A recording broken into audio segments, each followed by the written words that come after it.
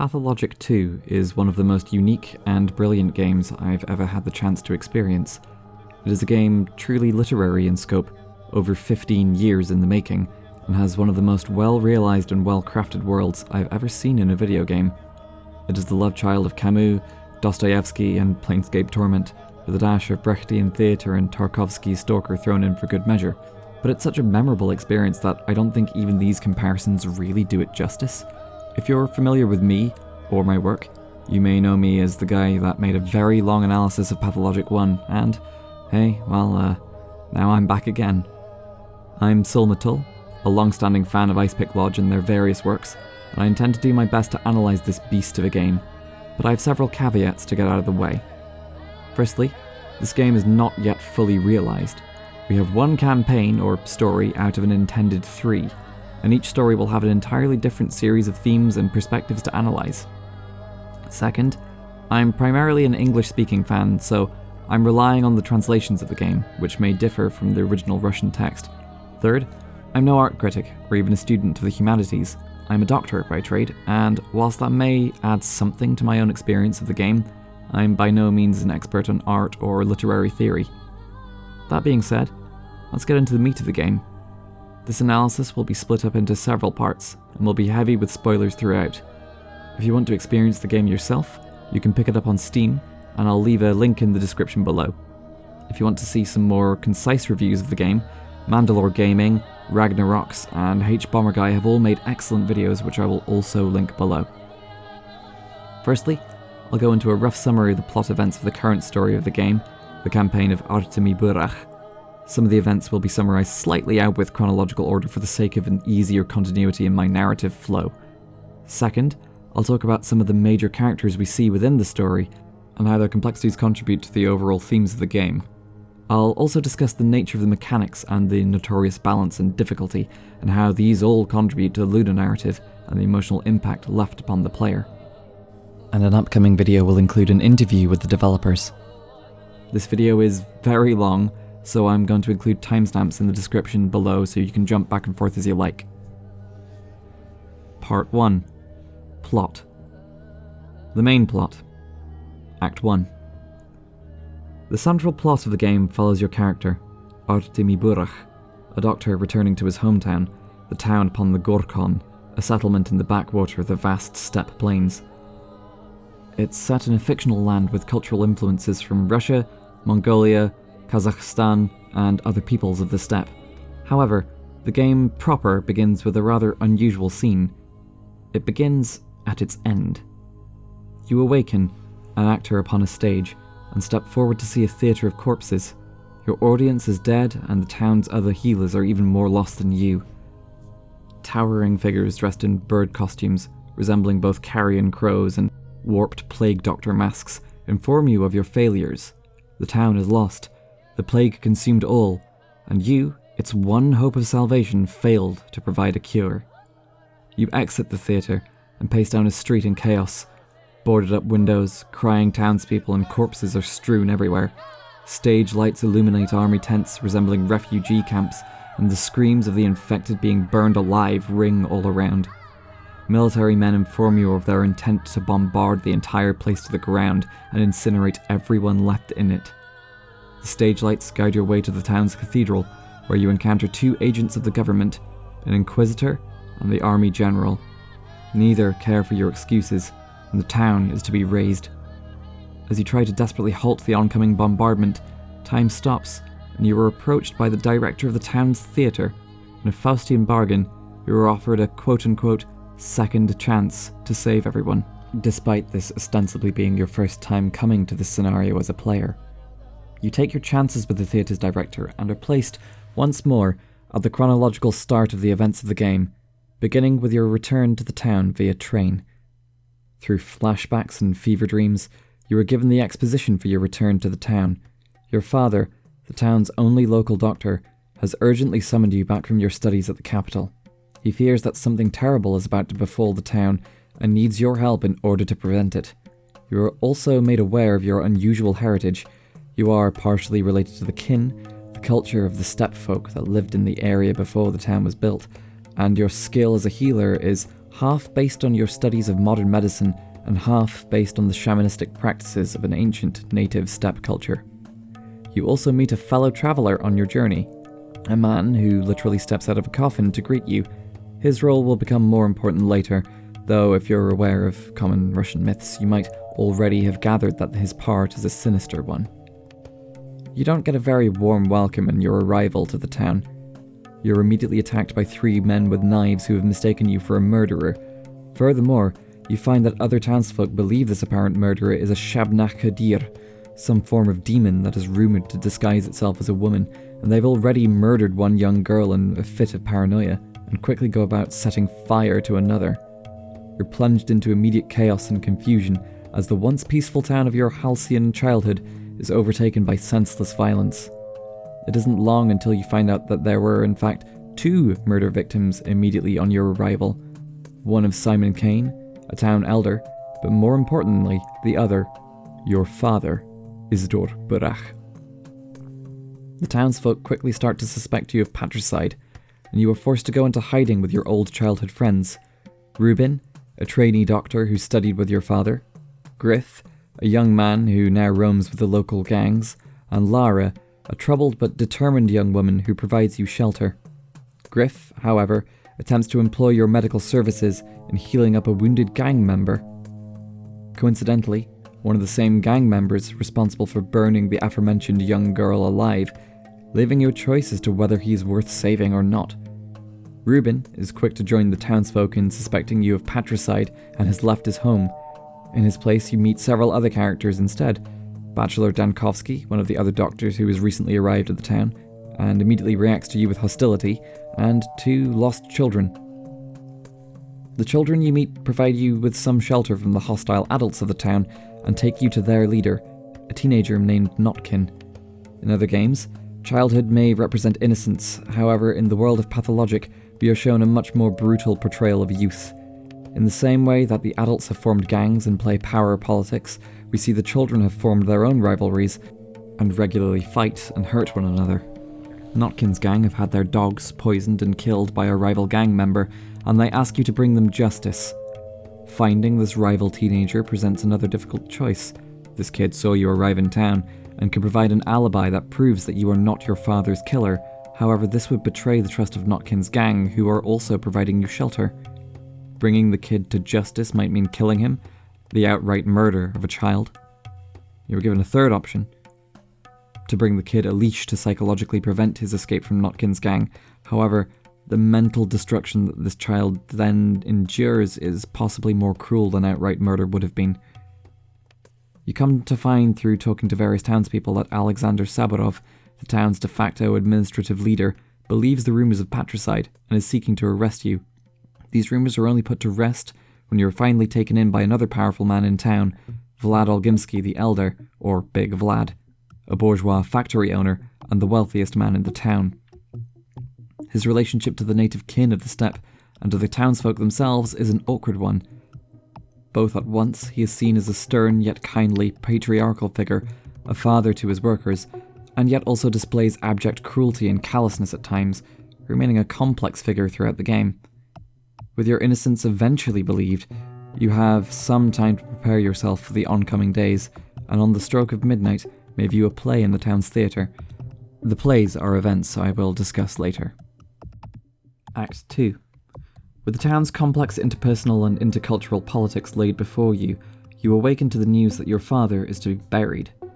You make your way to the graveyard at the edge of town to be greeted by the peoples of the steppe, unusual folk that culturally and ethnically appear very different from the more Europeanized townspeople.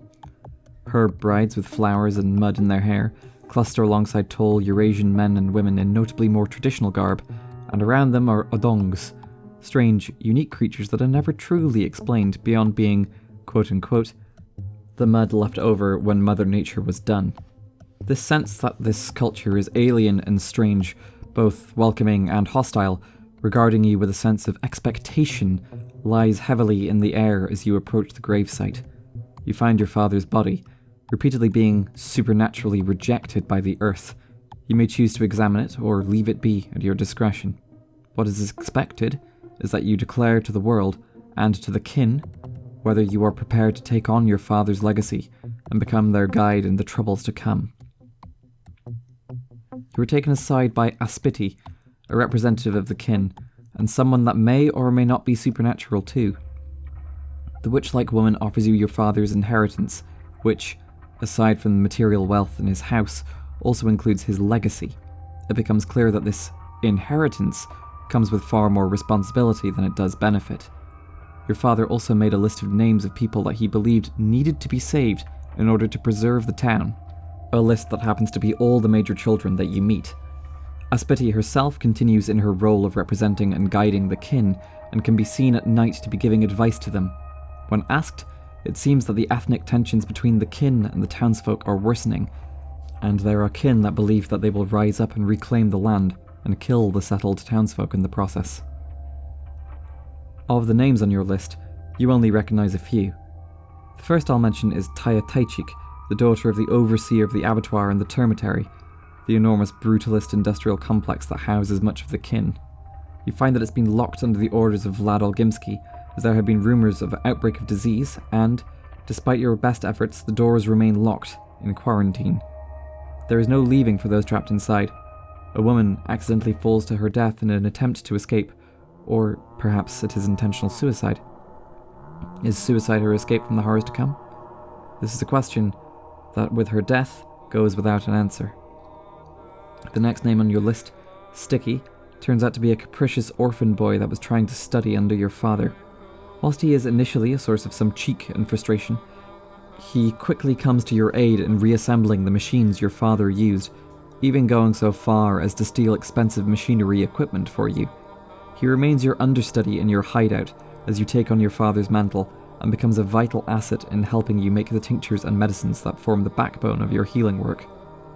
Grace, the young girl who lives in the graveyard, is your next charge to be protected. You find her, on advice from the strange changeling character, trying to commune with the dead, an act that burns away her life force as she does it, or so it's believed. You may ask her to stop, or you may attempt to commune with the dead yourself, talking to your dead father in an attempt to get more answers. You also commune with the dead on a second occasion, meeting the actors who played the men with knives you fought and killed at the train station, hearing their stories that even the deaths of the extras aren't rendered meaningless. How much of this communication is quote-unquote real is left for the player to interpret. Outside, you run into the next child on your list, a lonely orphan girl named Murky. You've actually bumped into her once or twice before, where she remained standoffish and untrusting. This time, she offers a different way to talk to the dead than Grace. If you trust her, she takes you out into the steppe and bids you close your eyes and listen to the twirin, the local intoxicating herbs that grow near the town. Unfortunately, this is shown only to be the imagination of a lonely orphan who wants a friend. When confronted, she returns to being standoffish and hostile, though you do have the herbs you have collected to show for your trouble. These can later be used to make the tinctures that will fight the plague. You return to the central town to find the other characters on your list. Capella, the daughter of Elder Vlad Olgimsky, is another important person to be protected for the town's future. Outside her house, you find a collection of children burying a dead doll, play-acting portents of the mass graves to come. The games they play with death are laced with irony. They are treating death and suffering as a game, which, whilst initially jarring to see, is, in fact, a representation of what we as players are doing. Capella herself is more helpful than the other children. She's old enough to understand her responsibility as a future leader of the town, though also appears to believe she has the beginnings of clairvoyant abilities. Regardless of whether you believe her or not, she foretells that you will spill rivers of blood, so much that you'll be wading in it.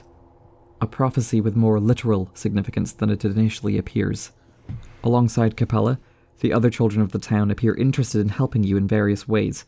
Aside from trading the things stolen from their parents' cupboards, including razors, sewing needles, and the occasional vial of morphine, they also introduce you to a game of hide-and-seek. Whilst, functionally, the game serves as a way for you to find secret stashes of helpful items, the children are clear that there are rules to such games. You must leave as much as you take, or the game won't work. You have to play fair, though what constitutes as fair for these kids is often confusing and esoteric. The rules that children operate by are as esoteric as the politics of their parents. It isn't long before the inklings of plague come through the town, which are shown in two ways. The first is that you are prevented from picking up the deed to your father's property. The district in which the clerk lives is covered in black smog, and the clerk himself has fled.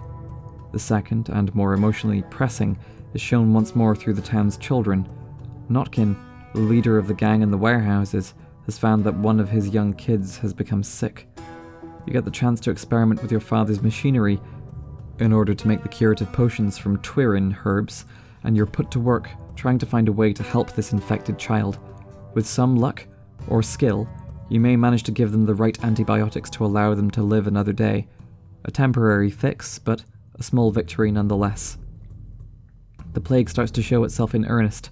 Many of the districts in the east end of town are swallowed by it, and you're instructed to give prophylactic medicines or tinctures to help various important characters. Two of these are names not upon your initial list: the artist and architect Peter Stametin, and the histrionic compulsive liar Anna Angel. Both these characters are important for other storylines in the town, though the Harrisbecks has lesser interaction with the both of them than the Bachelor and the Changeling will do in their roots. In an effort to investigate and stop the spread of the plague, Notkin and the leader of the rival children's gang, Khan, both are having a conversation in a bar that you stumble into, and it just so happens that Khan is one of the remaining important people on your list. You can choose to help them with this investigation, albeit to the children's protest, finding an abandoned house in which death itself appears to stalk, and hounds you once you are inside. Doing this may prevent a district or two from becoming infected for a little longer, but of course, this has its own costs, both obvious and hidden. Act 3. As the next days progress, the plague begins to swallow more of the town. What once were safe districts to traverse become incredibly dangerous. Your likelihood of catching the infection rises rapidly with each plunge into infected territories, and chaos descends on the town as the infected and the desperate stumble into the criminals and the destitute. Knife-wielding thugs at night are accompanied by burnt-out arsonists, set on lighting all the infected ablaze. The town declares a state of emergency, and, in true theatrical style, you are summoned to the town's meeting hall to deal with the panic of the outbreak. The bells toll, and the fourth wall is briefly cracked for the game to emphasize this turning point in the play. It is decided that the town's theatre will be converted into a hospital for the sick, a decision that may prove just as costly as it is helpful. You're given a pay reward if you appropriately help out at the hospital each day, though as the days go by, the requested services become more and more onerous. You begin one day with the administration of painkillers, followed the next day with diagnosing patients, then the next with treating them with appropriate antibiotics, though these rapidly become extremely expensive, then the next with giving up on treatment altogether and resorting to dissection of organs of the dead for examination. Any treatments you do offer seem to merely just buy a short amount of time before the inevitable. Even the child that you treated in Notkin's warehouse merely dies the next day, and Notkin's investigations likely leave him infected too. One of the final tests of the hospital is to completely cure a patient, a feat that is almost impossible, and I will come back to later. You begin to make some piecemeal reconciliation with your childhood friend Ruben, who offers to help cover your work at the hospital whilst you search for a cure, a fabled panacea of your father's invention. His feelings towards you start to soften as he's no longer convinced that you murdered your father, but he does still regard you as an outsider and blames you for abandoning your father and remaining away from home for so long. This blame is layered with jealousy too. Ruben was your father's pupil, and yet you are the one that is to claim your father's legacy. There is one final name on your list, the name of the Adurk, a name that the kin use, though you are unaware of its translation. Upon speaking to Ruben, then Aspiti, then eventually the son of Vlad Olgimsky Jr., you become aware that it is a term that means a thing that contains many things, or perhaps a thing that is more than the sum of its parts. Vlad Jr.'s explanation suggests that this might be a word for the kin itself, the steppe people's sense of community. The sense of your link to the kin is further disturbed through the nights. On the one hand, you can visit Aspiti to hear more of the kin's plights and struggle as a working-class minority group in a rapidly industrializing world, yet on the other, you find them trying to hunt down Reuben just as you've made amends. Reuben asks you to protect him in the night, as he is working on something considered taboo to the kin, or in some way violating their cultural norms. Several nights in a row, you are confronted with the decision whether to fight the kin, or whether to potentially lose your friend and one of the town's only other doctors right in the midst of the plague. The taboo work, which Reuben is doing, appears to be in relation to the dissection of the body of Simon Kane, the other man who died upon your arrival to the town. It appears that this dissection has caused the kin to become disturbed. Whilst it is permissible for you, Artemi Burach, to dissect a body, as you are a Menku taking on the jumbled butcher, priest, physician role of your father, it is an outrage for anyone else to do so. Regardless of what explanations about necessity or progress or medicine you have to offer, the kin will not be swayed from their tradition, and blood will be shed. It is not only the kin that you have to contend with. A further quest sees you managing the townsfolk's reactions to infection. Even in supposedly clean districts, paranoia and fear have caused some townsfolk to barricade others inside their houses, and others still harbour the dead, a sense of sentimentality and a wish not to see their loved ones burned, overwhelming a sense of self-protection. Still, others, beyond this, seek to extort the vulnerable, of which Var, an organ dealer, is one, and perhaps the other, who may be even more interesting, is Anna Angel. Anna, a histrionic and unreliable woman, is presented initially to the player as a germaphobe. However, the layers of her deceit are revealed when trying to rescue a baby from a house in an infected district. You stumble through the house to find Anna there, arguing with a stepwoman. Both have come through to rescue the child, however the child is related to neither of them. Both are intent on capitalizing on the reward from the rescue of a baby, an automatic pardon of any past crimes. The stepwoman wishes her husband pardoned for criminal acts in the preceding days. Anna, however, has far older crimes to atone for. I will discuss these later. However, the impact upon the player is one that emphasizes fear and desperation coursing through the town in the plague's wake. This desperation is brought to a head with Lara's plans. Your childhood friend wants to set up a place of safety for those who have been left destitute or homeless from the plague, and is willing to let her large house be used for this purpose. She requests that you attain some water barrels to provide for those that she'll care for. The barrels themselves, however, may be dangerous, as you don't know whether the plague is waterborne or not. Upon finding muddy and unpleasant water, you are left with several choices: to bring the sample to Dankovsky, order the barrel's destruction and doom a whole third of the town to a lack of clean water, bring the barrels to Lara and risk potential infection, or to do nothing. All choices have drawbacks, and no choice is the correct one. However, and the following is a spoiler for that quest, the barrels are, in fact, infected. Giving the barrels to Lara will result in her district becoming infected, and put her at significant risk of catching the plague herself. Destroying the barrels does weaken the water supply for a huge district of the town, and put you at a significant disadvantage later. There is no correct choice. In the midst of all of this, Capella and her prophetic powers appear to be growing. A melody heard played, seemingly unconsciously by various townsfolk who otherwise cannot play a musical instrument, is attributed to her and her deceased mother's power infiltrating the town.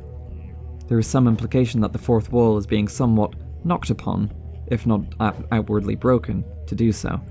However, the implications are clear. Alongside the supernatural disaster that is the plague, there are supernatural miracles rife in the town's history, and there may well be connections between the two. Amidst the chaos, the looting, and the arson, the Sabarov family are convinced that they need to discover the true murderer, a drive which may also be influenced by strange supernatural entities, like the unusual rat prophet, a mysterious creature with whom you have terse dealings. I will also come to discuss him more later on. You are offered a selection of various crooks and ne'er-do-wells to judge. However, it is obvious that none of them are the actual murderer of your father, and the desperate search to have someone to blame amidst the destruction is a destructive, useless, and altogether human desire. Alexander Sabarov himself is uninterested in providing the true murderer, but merely a reasonably guilty party. The one piece of useful information that you do get from the ordeal is that it seems both your father, Isidore, and the other man, Simon Kane, both knew that they were going to die prior to their murders, with some implication that they had in fact accepted their fate. The dealings of the Saburov family present a second issue. Their insistence in identifying the murderer is interpreted by the townsfolk as a distraction, a cover-up of the fact that they may be the people hiding the true bringer of the plague. A rumour springs forth that they are responsible for hiding the Shabnakadir, a plague demon hidden in the form of a human girl. The rumours centre around the mysterious changeling. However, you quickly come to realise that the young orphan girl, Murky, is another potential target for the crowd's lynching and burning. Fortunately, you ward Murky away from the town. However, she instead retreats to the steppe wilderness to stay with a sinister friend. Murky's retreat to the steppe comes at an important time for the kin, too. Upon the sacrificial mound to the south of the town, the kin have brought a bull. They believe that the plague can be halted by a sacrifice to Bodho, the deity that embodies the earth. To carry out this sacrifice, they need a menhu, a surgeon or person who, quote-unquote, knows the lines of flesh. You carry out this butcher's task, carving the bull into the correct pieces, living up to your title of Haruspex or Menku. The ritual appears to yield more than it initially seems. In speaking to the kin, you find that the bulls cannot be infected by the plague. You take a sample of blood from the bull and, along with Bachelor Dankovsky, attempt to analyze why this might be. After some number of hours of analysis, you find that the immunity the bulls have to the disease is not something transferable to humanity. However, there still may be some connection to bulls and a curative panacea. After talking to Ruben again, and receiving a strange prophetic dream, you are inspired to walk to the village of the kin on the outskirts of the town, a village called Shekhen. Ruben has been working tirelessly on a vaccine, but is burning out from stress and overwork, and has relatively little to show for it. If you are unable to make a curative panacea before the fourth act begins, he will die from having had to take on this burden of cure creation for you. He is likely killed by the kin for treading the grounds that you should have walked and performing the acts reserved for you, a Menku. Feeling the call of the kin, you arrive at their village, far from the borders of the town. Though it is abandoned, there are many, many sprigs of twire to be found to make more prophylactic potions, and, most importantly, there is a pool of what appears to be blood. This blood, the blood of the earth of Bodho herself, appears to be still warm and somehow important. When you take it back to your workshop and use it to make a tincture, you find that it works perfectly. You have, at last, created a panacea, a cure for the plague. In this brief moment of elation and hope, you are reminded that Murky has still retreated to the steppe with her quote-unquote friend. Going there, you find Murky, and then Clara, the mysterious changeling girl, or at least someone that appears to be her. You have two separate conversations with two separate Claras, neither of which seem to remember the other, and there is a heavy implication that one of these is an imposter. Furthermore, the imposter appears to be an avatar of the plague itself, and is shortly replaced by an executor in beak-masked garb, taunting you for your belief in a world so simply saved. If you thought that a noble fight and easy victory would be won by challenging your opponent and coming out on top, you have fundamentally misunderstood the nature of your enemy. The plague will claim either you or Murky. The infection immediately takes hold. In my own game, I found my short-lived hope immediately fading as I burned away the cure I had made only moments before. Though your hope has been raised with the discovery of a potential cure, the town itself still burns with the dying, the criminals, and the arsonists. You hear news that the authorities have dispatched an inquisitor to re-establish order and quarantine. This is not welcome news. Visiting the house of Yulia Luricheva, the town's unusual engineer, you find her talking to a distressed young woman. The young woman is, herself, the daughter of an inquisitor, and asks you a series of morality play riddles, emphasizing that the arrival of this inquisitor will spell the end and execution for much of the town. You later find her corpse beside the cathedral steps. She committed suicide as a means to escape the arrival of her father's brutality. Tragically, it is not her father, but a different inquisitor that arrives by the dawn, and thus her death is rendered meaningless. The anxieties of the townsfolk, particularly the town's children, may be allayed, your criminal friend Griff offers a solution. Come nightfall, you can ask for his help to acquire and lay explosives beneath the train tracks and detonate them prior to the Inquisitor's train arriving. Traipsing out to the step to foil the arrival of the Inquisitor, you find him instead sitting by a fire, almost relaxed in posture. In the end, he tells you this idea was foolish to begin with, submitting to whatever his fate under the Inquisitor may be. The tone shifts back towards one of inevitability, where the idea of having any agency itself is questioned.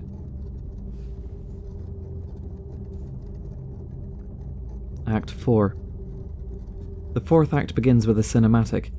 The Inquisitor arrives to town, and the gallows are erected. The theatre's play prior to her arrival shows her signing death warrants and executions, draconian measures where every crime is met with capital punishment. She sets up her base in the cathedral, and before its great doors, a line of townspeople are summoned, one by one, to answer for their actions over the past week. Approaching the townsfolk in the line, you find them scared, confused, and apprehensive, many of them awaiting their own demise. Those who have already spoken to the Inquisitor reveal that they, too, were asked the morality play questions and fear that the incorrect answers will have cost them their lives. The Inquisitor herself, Aglaia Lilich, is a tall, imposing, and stern individual, though her outward composure seems to soften somewhat in further discussion with her. Whether this is legitimate, or whether this is merely a ploy for you to give her your trust, remains ambiguous. She asks you, too, several moral quandaries, though it appears that you, the player character, have agency in ways that other, non-player characters do not. She remains intrigued by your answers and actions. The main acts that you must assist her with involve the reopening of the Termitary, the great factory workhouse where members of the kin have been locked in quote-unquote quarantine. Arriving there, you find that she has ordered the doors opened. However, unsurprisingly, the plague has already outstripped you, and already has ravaged the inhabitants. Instead of a crowd of thousands, you find merely a scattered few survivors, though the young girl in your list, Taya Taichik, is among those who lived. This young girl, the daughter of the previous foreman of the abattoir and the new cultural leader of the kin, is now the kin's new mother superior. You talk to her in an attempt to persuade her to escape the Termitary. The close-packed workhouse is still a breeding ground for the plague. She refuses, however, as she will not leave the rest of the kin behind. Either all must go, or none shall go. The act of uniting the kin is a difficult one. Many of them do not trust you. Many believe that you mean them harm in the ways the Olgimsky family has meant them harm. Many believe that your time spent as an outsider has removed you from the kin, and that you are alienated to their identity. You encounter an elder of the kin, a tall, imposing man named Oyun, clad in the mask of a sacred bull. He tells you that he knew your father, and whether you trust him or not, his advice is still to unite the kin, and it still remains important. He advises brutality and leading them by the nose, in the same ways that the kin themselves lead their cattle across the steppe by the nose. He respects strength, though whether you see this as raw brutality or as the guiding inner strength of a leader is left intentionally up for interpretation. You may take on his advice and unite the kin via violence, killing the members that refuse to leave, or you may leave them be and choose to return later, though this is a gamble that may not go in your favour. Further to this, the kin wish justice for the incarceration that led to the infection and decimation of their people. They want the blood of the man responsible. For them to agree to trust you, they require vengeance. You can retrieve them Vlad the Younger, the young man with grand ambitions and progressive plans for the town, the son of the patriarch Big Vlad the Elder. Vlad the Younger, despite his initial morally ambiguous actions of giving orders to lock the Termitary, is accepting of his responsibility and his fate. He will leave to surrender himself to the kin's justice voluntarily. It is possible to prevent his death, however. If informed of his son's actions, Vlad the Elder will choose to go in his stead. In both instances, men who appeared selfish and scheming act on a sense of justice or a sense of familial love, even when their own lives are at stake. It is possible, albeit difficult, to save both these characters, though this is, of course, at the cost of the kin's justice. Resolving this is the main way to allow Taya and the trapped kin to leave, and thus protect her from infection. Oyun also reveals that the blood you are searching for The blood of the earth, of Bodho, of the land itself, is to be found within the abattoir, the enormous meat-processing slaughterhouse that the kin's workhouse is attached to. Soon, he will endeavour to unlock it. Returning to the town, the oncoming days bring further pain, confusion, and death on a massive scale. The graveyard is overrun, and piles of the dead begin to mount outside in mass graves. Grace, the young girl in the cemetery, is overwhelmed and terrified. Still hearing the voices of the dead, their screams flow over and over the earth, and are a burden she is unable to bear alone. Concerned for her health and sanity, you touch the mass grave and also hear the relentless cries of the souls already lost. You are presented a choice: to burn the dead, which Grace begs you not to do as this would render them suffering forever, or to leave them be, and thus they would continue to torment her. There is also a third, supernatural option. The ghostly visage of the Rat Prophet returns and offers you to remove your problem for a price. What that will cost exactly, for you or for the souls of the dead, is not made explicit. Regardless of your choice, you are then confronted by an adult of the town. Even after the plague, it will soon be winter, and Grace, a young girl alone in a graveyard, may not survive. You may choose to let her continue to live in her home, or make her leave. In the latter event, she is adopted by the somewhat unhinged artist and architect, Peter Stamatin. Returning to the Inquisitor, you find that she has ensnared Griff. Where once you knew a cocky and arrogant man, now you find a criminal, reformed by the burden of existential dread. He speaks to you about the realization that he is merely a puppet. He dances to the strings of his fate, which he no longer believes he can escape. The longer the plague progresses, the more fabric of the game's reality wears thin. Aglaia understands that her role is decided by the authorities, the powers that be. Her destiny is already written in the play's script, as is the destiny of Griff too, as is the destiny of everyone. Griff tells you that he is relinquishing his life of crime, and with it his sense of agency and his sense of self. You are given the keys to his warehouse, and in his stead meet far more violent criminals, though their parts in the play are decidedly cut short. With the fourth act approaching its climax, the town's situation becomes increasingly desperate. The Inquisitor, failing at her task of containing the outbreak, is interrupted by the arrival of the military. Men with guns set up barricades in the streets, but even then, they can barely hold back the advancement of the plague, and it isn't long until their ranks are decimated too. All the strength of the arms in the world, all the flamethrowers, all the guns, are nothing to a microbe and a cough.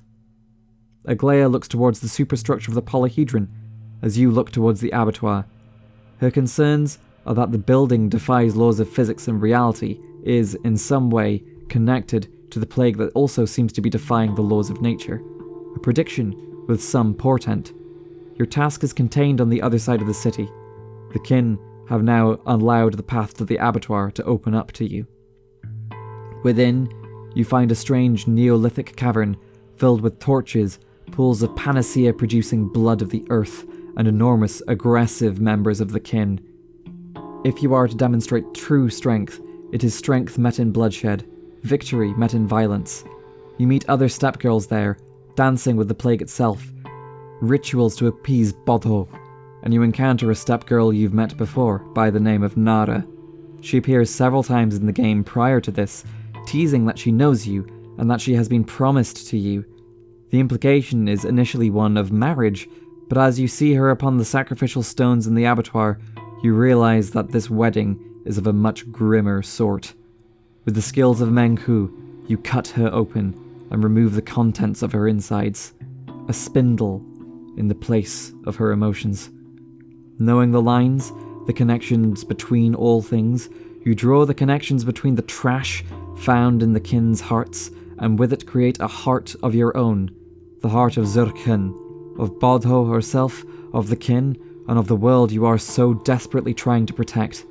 It tells you that the plague will only affect humanity, that which is distanced from the world of nature and miracles. The disease only affects those who sever themselves from the earth. It tells you that this great slaughterhouse was once a sacrificial chamber. Great bulls, ancient aurochs, were slaughtered here, their blood feeding the earth, and the earth's blood feeding the kin. It bids you also jump in, to sacrifice yourself to Bodho. You awaken in the bowels of the earth, surrounded by walls of flesh, and wander until you find the truth beneath the surface, the literal heart of the earth.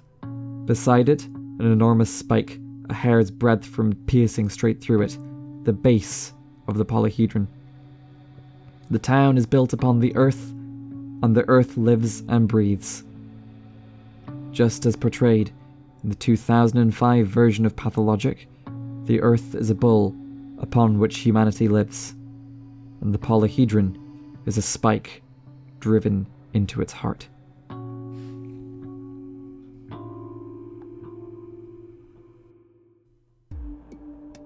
Act 4.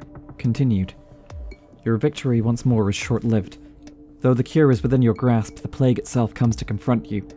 Every child that you have worked to protect, every character that is important to you and to the future of the town, is claimed by the plague. It breaks its own rules, and there is no way to prevent the children from becoming infected. Worst of all, even with every curative panacea possible to create, you still do not have enough for every child. The military, still failing to maintain order, appear to be falling to the plague just as quickly as the townsfolk. The army is unable to halt the spread of the plague, and the general of the military forces, Alexander Block, appears at odds with the Inquisitor, Aglaia Lillich. Aglaia, for her part, appears to have also come to the same conclusions that you have. Even without seeing the spike beneath the earth, the polyhedron, this superstructure that supposedly generates miracles wedged into the earth itself, is to blame for the outbreak. In her view, to destroy it is to destroy both the supernatural miracles and the supernatural plague. In yours, to destroy it is to tear out the spike that pierces the earth, leaving blood to well to the surface and provide panacea for everyone. Aglaia agrees to start drafting the orders to bombard the polyhedron. However, the artillery crews that the military have brought in are also being ravaged by the plague. Military general is found rapidly losing control of his army as a third die to the disease and another third mutiny. The soldiers were provided no special protections and had no specialists to manage the plague, and feel that they are being thrown into a worse meat grinder than the front lines, or that they can no longer open fire on their own civilians. The sense of inevitability draws in as the loyal soldiers close the hospital, believing that there will be no cure. Within all this, your old friend Lara has one last act that she feels she must undertake. With the city burning, the world ending, and any sense of self-preservation long gone, she acquires a pistol and makes moves to assassinate General Block. The general happens to be the same man who ordered the execution and court-martial of her father long ago, and, whilst Lara seems a tempered and altruistic soul, the annihilation of her world seems to give her a sense that she has nothing to lose, a sense that the player may also be starting to share. By the time she arrives at the general's headquarters, the general himself has been whisked away by the mutineer forces, denying her her chance at revenge. The final day of the game draws close, and it brings with it the conclusions to the remaining story threads. The first of these is the Inquisitor, Aglaia Lillich. Following writing the orders to destroy the polyhedron, she proposes an escape plan. She believes that you are the only character within the play that retains any degree of true freedom and autonomy, unlike the other characters like Griff, who still remain trapped as puppets dancing upon their strings. Much like a Greek hero, she pays the ultimate price for attempting to escape her written destiny. She asks you to meet her at the train station come nightfall, where you board the train and make your escape. It almost seems like you are successful in leaving the town forever, until fate reminds you that it refuses to be defied. The train car is stopped by the general's last loyal forces, you are placed under quarantine arrest, and Aglaia is shot on sight. Even if you do not take on this quest, and Aglaia does not leave the town with you, her corpse is found the next morning beside the town hall. There is no way to save her. The next story thread to be addressed is the mystery that started it all, the murder of your father, Isidore Burach. Following your journey into the bowels of the earth, your fever dreams are prophetic and unnerving. You dream once more of returning to the abattoir, and, finally, you encounter your father's ghost. He tells you that he knew of the plague and could have stopped it, yet chose not to. The town should live or die on its own, survive the disease on its own, develop its own societal immunity, or perish. if it couldn't withstand the trauma of living. More than this, he was, in fact, patient zero. He intentionally became infected, and intentionally allowed that infection to spread. With the deaths of Simon Kane and the old mistresses, the prophetic women and mothers of Maria Kejna and Kapella Olgimskaya, the bulwarks keeping the town's miracles alive were lost. In this, the counterbalance to any supernatural miracle, the supernatural plague would be inevitable after Isidore died, and so he accepted his fate, allowing the plague to manifest, hoping the town would learn to adapt and endure. It could no longer remain as it had done in the past. As Isidore says, to face the future is the way of love. To face the past is the way of love. But the two are incompatible, and it broke my heart. This leads you on to understanding the final choice of the game, the choice of working towards the town's future, or to try to preserve its past as it once was. The murder itself was no true murder. In fact, it was a mercy killing. Elder Oyun, seeing Isidore infected and dying with plague, euthanized your father out of a sense of compassion, like putting down a sick animal to protect the herd. After confessing this to you, he retains his sense of honor and will accept whatever fate you decide for him, be that execution or mercy. As the final day dawns, the last moments of your struggle with the town are a desperate, frantic sprint to make the last cures and heal all the children under your care that still survive. The play itself begins to unravel as the writing begins to break down and the theatre's fourth wall begins to shatter. The final quest becomes a mad dash to find the Inquisitor's bombardment orders. There are several copies taken by couriers to be delivered to the barely surviving general. You encounter the other soon-to-be playable characters, the Bachelor, who bids you listen to his reason to preserve the polyhedron, and the Changeling, who insists that she can find another miracle cure. However, they are both too late to effect the inevitable ending. The Bachelor killed the courier he met and burned his orders, wishing to preserve the polyhedron. The courier near Clara was killed and fell in the river, his orders lost to the waters. In your search for the final courier, you find a disturbing character instead. In the ransacked remains of the pub, you meet a man who claims to be you. He too knows you are all merely actors within a play, that he is the next actor slated to take the role of Artemi Burach if you should fail. Everyone, including you, remains disposable.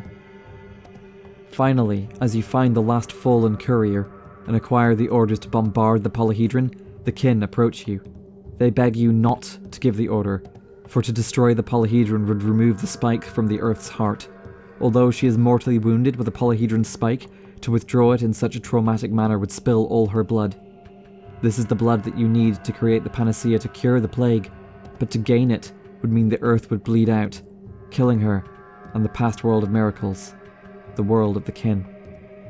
The final choice of the game is whether to choose to ensure the polyhedron is destroyed and the town is cured, or whether to accept the world of miracles, for both good and ill. Plague, monsters, and wonders are all connected. Kill one, and the rest will suffer too. Is my goal worth the sacrifice? The diurnal ending. There are two endings to the game. The first is where the papers are delivered to the commander, and the polyhedron is bombarded. The artillery shells fire, the Tower of Miracles collapses, and from its base wells a pool of precious blood, the blood so needed to create a panacea. As the final day dawns, a peaceful day, the plague has vanished and the town is altogether silent. Those who survived gathered in their clusters around the town, mourning their losses and contemplating what must happen next. The men and women who believe in miracles and utopian dreams, the Bachelor, the Stamerton brothers who were the architects of the polyhedron, Georgi Kane, Simon Kane's living brother, and various others, all discuss and regroup, and with their dreams to build a new town on the other side of the river, still steadfast in their pursuit of the future. Taya and the other members of the kin, accompanied by Notkin, practice their new lives, soon to be members and leaders of a revived kin, but this time altogether too human and altogether less miraculous. They have a new, smaller, industrialized world to come to terms with, and will struggle to find their place in it. And, for people like Aspiti, they may have no place in it at all. Murky and Sticky, the abandoned children, return to your house. You have acted as a father figure and protector through the days of the plague, and have accepted responsibility and care for both of them and for the town as a whole. Reuben, if he survived, accompanies Lara and Griff upon the broken architecture that litters the town. Life shall continue on for them, the most human of all the characters, continuing on their lives as best they can amidst the wreckage. You can even hug Lara if you played the game well. Changeling speaks of a different path. She mourns the path she didn't win and implies a meeting with higher powers and those who broke the fourth wall, a path that Artemi will never see. Her twin, however, is with the new young mistress, Capella and Maria, standing adjacent to their mother's graves. The Olgimski family and younger members of the Kane family are there too. Together, the new mistresses and Magi shall rebuild the new order, and once more a town shall form, divorced from its old miracles, yet still cautiously optimistic. The Sabarovs, if they survive, have a somber moment of seeming reunited, and, if Grace survived, they will adopt her. It is possible that the young gravekeeper may become the next clairvoyant mistress, much as Katerina was, though with the death of the Earth's heartbeat, her clairvoyance may no longer last. If you're a truly inquisitive soul, you may even find the avatars of the developers standing atop the town alongside the Rat Prophet. Finally, you take your place on the stage, at last, to conclude the play. As the curtains draw, and the director of the theatre seems at least somewhat pleased with your work, the town seems safe. A world saved, a people rescued, and a series of miracles sacrificed, never to return. The nocturnal ending. The other ending to the game comes from burning the papers, denying the military the orders to bombard the polyhedron and the will to preserve miracles at the cost of the town. The life of miraculous creatures is important. The lives of the kin, the worms, the strange critters of the steppe, the forgotten miracles like the gigantic aurochs, and the living being that is the plague itself. Sticky and Murky, your almost adopted children, appear to have joined the cult of the bulls and join alongside the religion of the kin. The Bachelor, the other utopians, and everyone else within the town that would not otherwise join the kin leave, walking into the steppe, to traverse it until they die. Those that you knew as friends, Notkin, Griff, even Lara, have forgotten you as the world rejects their place in it. Those that represented the future are lost, and those that stand with the past remain. Elder Oyun remains, his guilt for euthanizing your father still hanging over his head.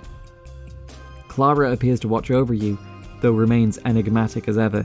The only person to truly seem to believe that you have made the right choice is a Spitty, the voice of the kin, and the voice of the past.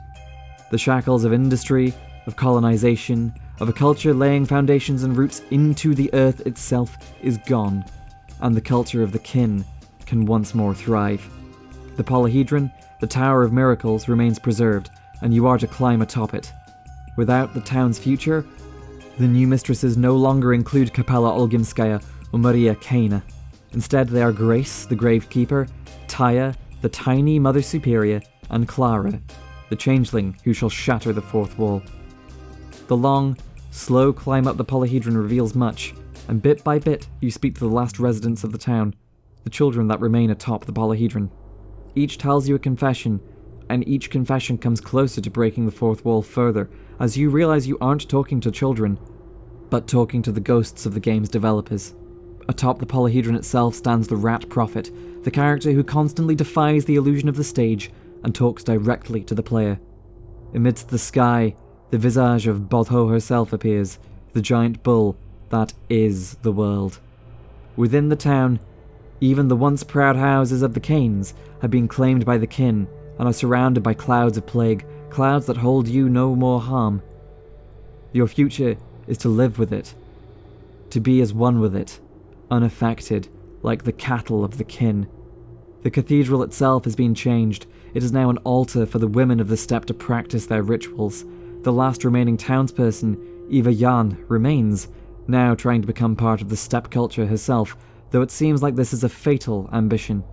She will never truly be a part of the kin, and it may well cost her her life.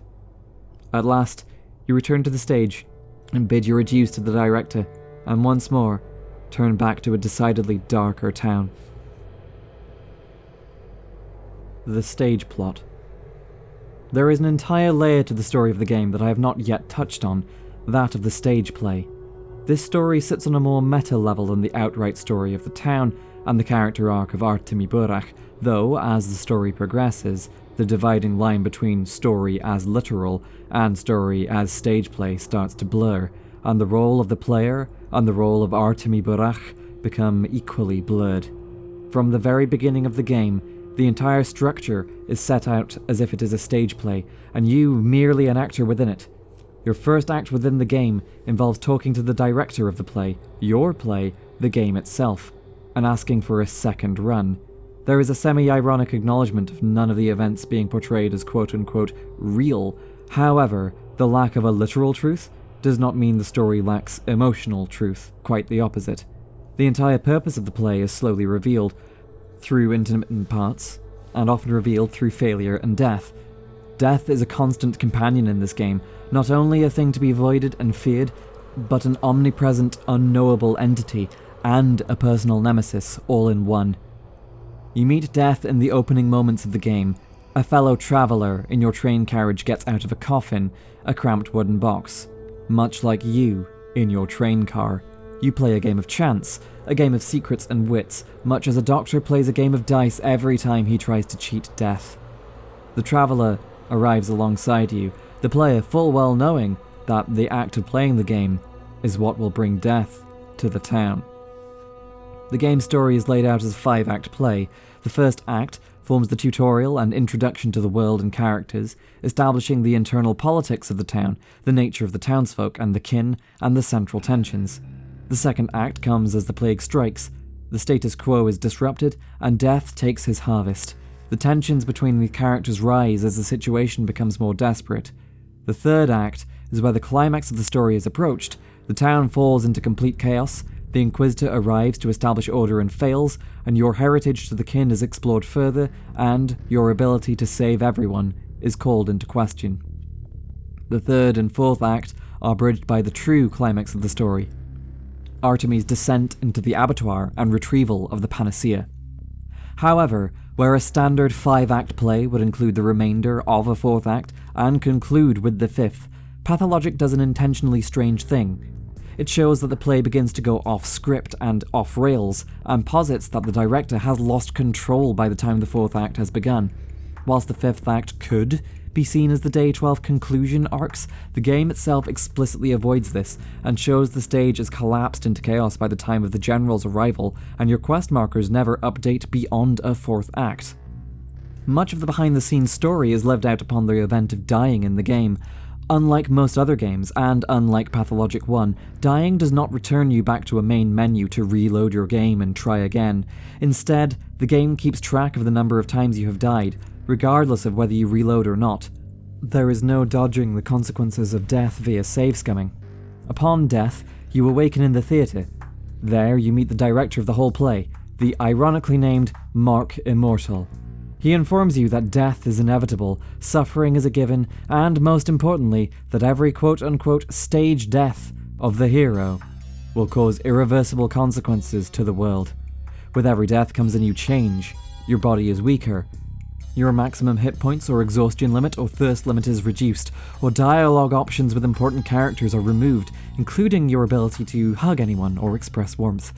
The game becomes harder as you die, making death itself more likely. The effect snowballs to an almost unbearable degree. Each time you encounter death, you encounter the stage director, or one of his assistants.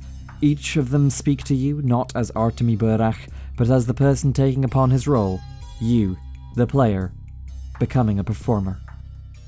The defining line that separates the player from their character becomes blurred, especially as the stage itself becomes part of the game's internal play, and the backstage characters venture forth into the world of the game. The Rat Prophet, particularly, is a major example of this. He brings knowledge of the backstage workings of the play onto the on-stage script itself. He is found acting as a deus ex machina on more than one occasion, and with enough player deaths he will be found standing outside the theatre itself, goading the player with knowledge that their failures and deaths are undermining the play and destroying the game's world. By the fourth act of the game, this blurring of realities and acknowledgement of the plot as a fictional play is stated outright. It is explicitly acknowledged by Aglaia and Griff, who find their lives as characters without agency to be existentially distressing. It is forced upon the player, too, who encounters an actor that claims to be the next Artemi. It is not only the protagonists and the player characters that experience this meta-narrative. The plague itself takes form as a character to be spoken to on more than one occasion, changing form from an invisible, unknowable power to a personal nemesis. The antagonist shows up in other ways too. The fellow traveller offers a Faustian bargain if you continue to die repeatedly, offering you a deal to remove any penalties from death, but at the cost of the true ending of the game. Indeed, if you take on this deal and get the bad ending of the game, you see the other protagonists, Bachelor Dankovsky and Clara the Changeling, both standing on stage as actors, rehearsing their scripts to try again. The director uses his time spent with you to give voice to the developer's intent. You are to understand that death is inevitable, inscrutable, and yet can be overcome, detaching the self from the individual body and subsuming oneself in something that lasts eternally, such as a culture, or a kindred, or a miracle project, or utopian ideals, or even just leaving the legacy of a story. Suffering is not only an inevitable part of life, but a trial, and such fictionalized suffering is a means of coming to understand this trial and understand oneself. This toying with theatre technique and direct addressal of the audience is overtly metatextual. The play is explicitly not entirely real. It is a play. It is not like other games in which the in-game world is presented as quote-unquote real. The nature of your character as an actor playing Artemi Burak or as actually Artemi Burak is fluid. There is a fluctuation of boundaries between each layer of the fiction, and thus a blurring of those boundaries between fiction and reality. The game itself is to be understood and examined as a fiction, and its characters are to be analysed as fictional. The only real character amongst it is, explicitly, you. The play is self-evidently a tragedy, with you, the player, as protagonist. Though Artemi is your in-game avatar and has his own goals, the exploration of character flaws and weaknesses is an exploration of the player's weaknesses. It isn't just Artemi that fails to save everyone, it's you as a player. It's not only Artemi's flaws that are revealed through tragedy, it's yours.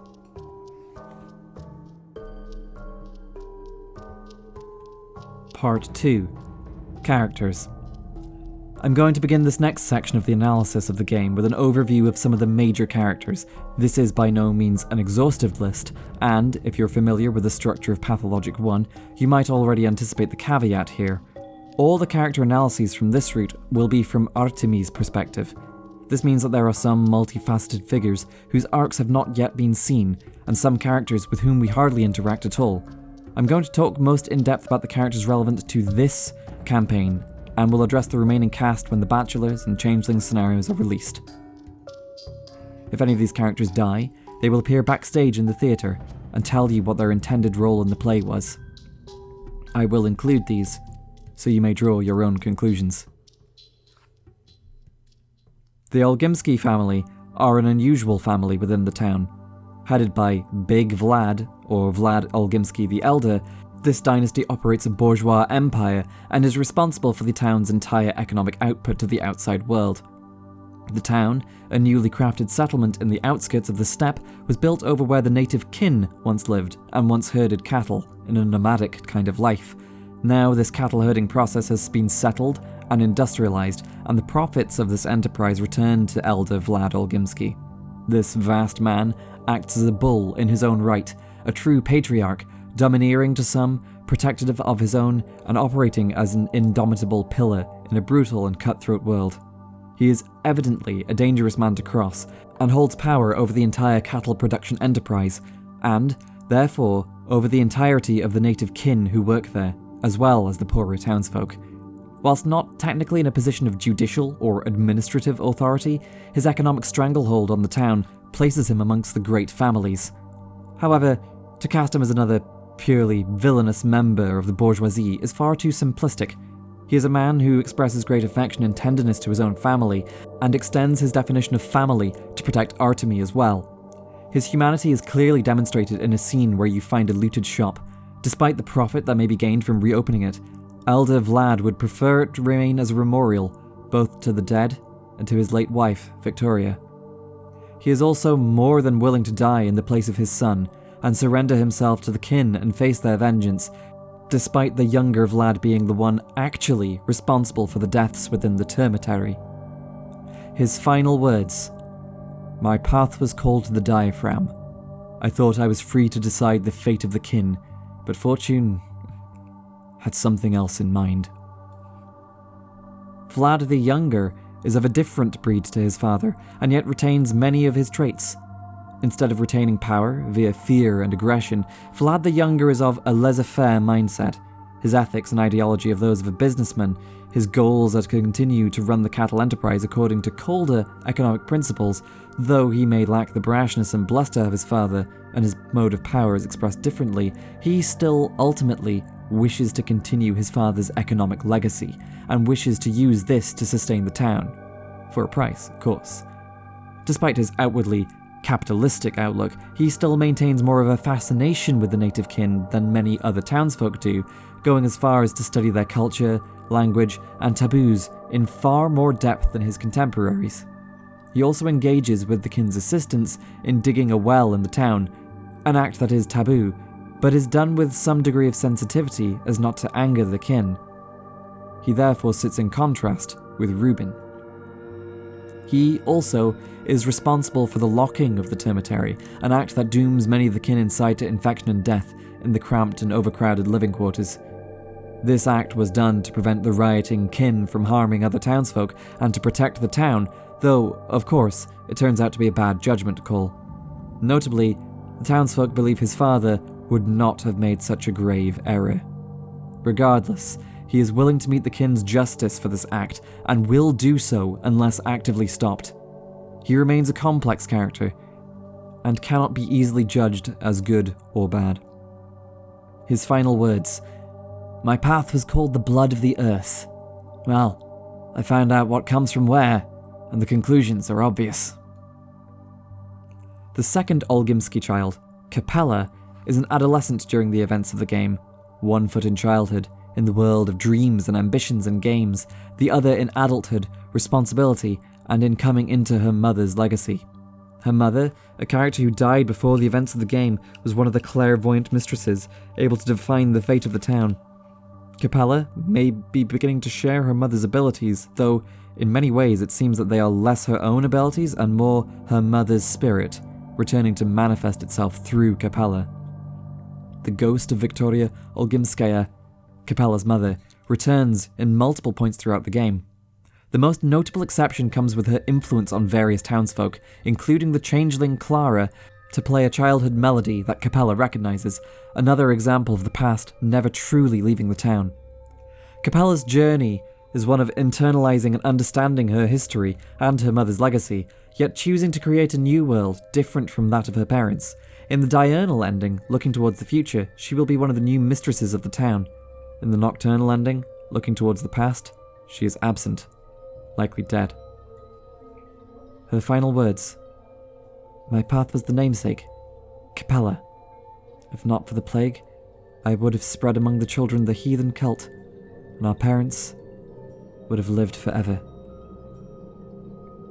The nocturnal ending shows a different set of mistresses to the town, one of which includes Grace, the gravekeeper. She, like Capella, is also prone to visions and clairvoyance. However, hers is tied to the dead, to the rat prophet, and to the lost. She has compassion, yet that compassion is something that harms and erodes her. Those she speaks for, the dead and the lost, sap her strength, and yet she has no source from which to replenish her own strength from. Her story is one of resilience and attrition. Though her story may have several different outcomes, depending on her survival, her diurnal ending, looking towards the future, sees her adopted by the Sabarov family, perhaps to become the next faulty seer walking in the footsteps of Katerina Sabarova. Her nocturnal ending sees her become the true mistress of the dead, though whether this is for good or for ill is left uncertain. Her final words, "My path was called the burden of the living. I just wanted to care for those leaving us behind." The Saburovs themselves are given relatively little screen time within the game. We see Alexander Saburov as a hawk, a hard-headed and inflexible man with a penchant for draconian justice. On the one hand, attempting to show determination and strength in the face of overwhelming odds, but on the other, his pursuit of justice comes down to repeatedly trying to find a scapegoat for the catastrophe around him. We will see more of him in an oncoming route. I feel that we should not yet judge him too harshly. His final words, "My path was called the restoration of power. I wanted to return strength and dignity to our country. I could have become the ruler were it not for the plague."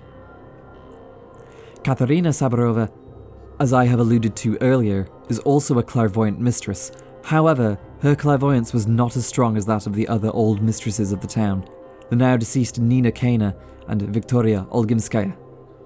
Unable to bear the pain of her visions, she slowly turned to morphine, and in her addictions became vulnerable to malevolent outside forces, such as the Rat Prophet.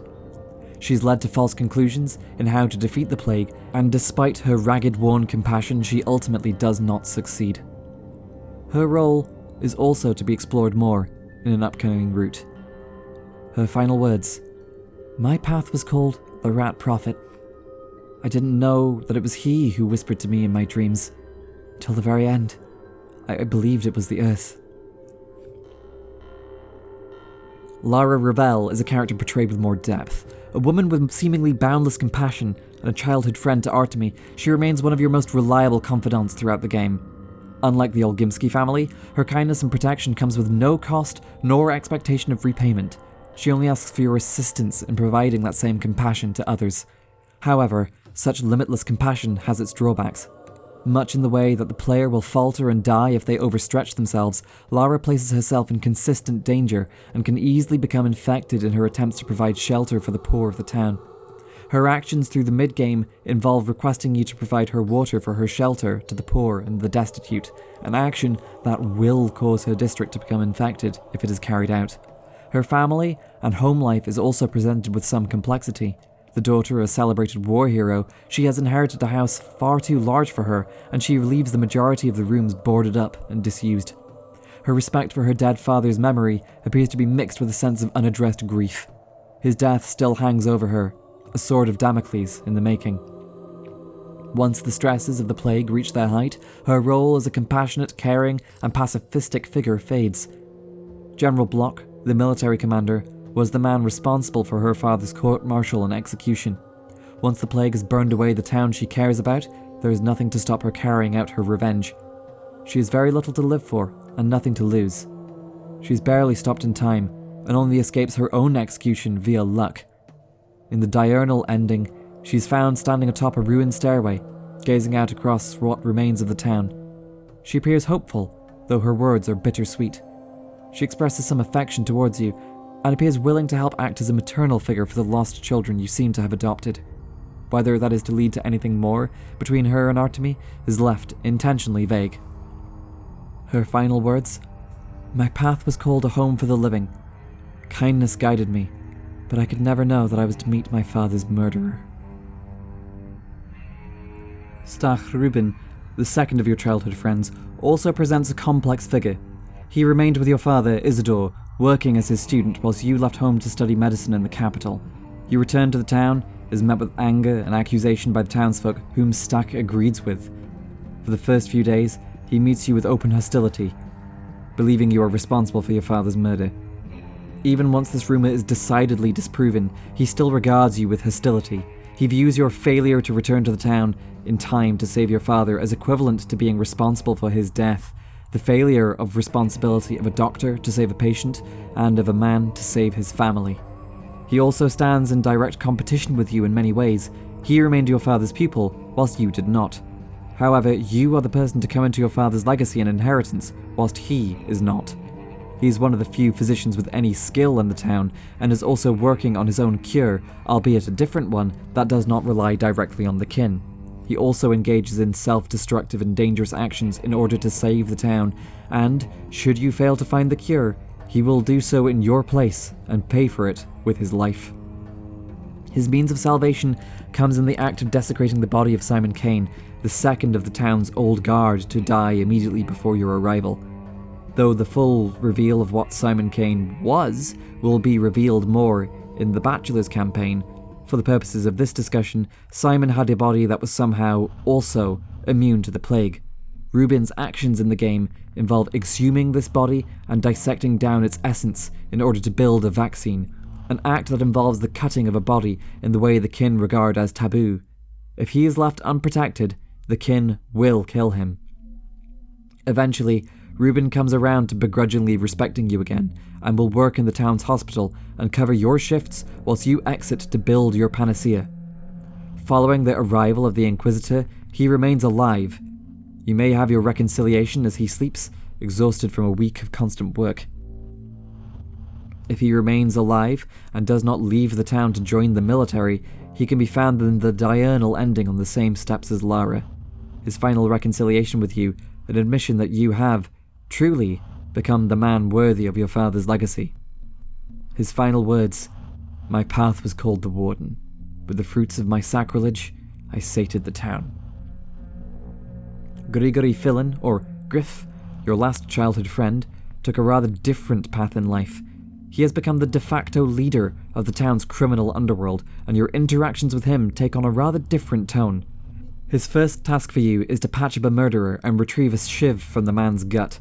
However, his respect for you will not lessen even if you allow this murderer to die. Griff's appearance, as a dangerous man, however, is shown outright to be merely a mask. A stagehand above Griff, acting as his quote-unquote conscience, is explicit in telling you, the player, that the bravado Griff has shrouded himself in is a show, and that the real Griff is the same child you once knew, now merely playing a role of a dangerous thug, consistent with his general attitude of irony and mockery. However, the dividing line of where a performance ends and authenticity begins is a difficult one. Griff is still indirectly responsible for much of the violence carried out by his men, and, though it rapidly escalates out of his control, he does not so much try to stop it as regard it all through a lens of detached irony. This sense of ironic detachment is played upon and heightened further in the run-up to meeting the Inquisitor. His response to your request to blow up the train tracks is to lead you to believe he'll help you, then withdraw his assistance last minute, as a demonstration of how foolish an idea it is to fight fate. His sense of inevitability is broken in further when the Inquisitor arrives. The Inquisitor shows him the nature of a reality, that he is merely a figure in a play, a part to be acted out, that he has no means to fight his own fate, and no means to have agency of his own. His inability to change his own fate stands in contrast to you, the player, or so it seems. You have some agency in your actions in the game, yet you too are still acting out the part written for you, for Artemy. His final words to you, in the diurnal ending, reflect his changed views on his own fate. He can never quite go back to who he used to be, but will go into his future, ready to play his role once more, whatever that role may be. His final words, "My path was not called the spider. No, think wider. It was the silkworm. At the end of a railroad I pulled strings firm. Yet somehow unaware, someone more cunning pulled mine upstairs." Aglaia Lilich, the Inquisitor herself, is a character unlike many of the others. She has no part in the backstage play, and, no matter what path the player chooses, she will always die. She has no means to escape her fate, and, most tragically, is aware of this. Much like a tragic Greek hero, she has had her destiny foretold, and every act of struggling against it only entangles her further in the web of her inevitable fate.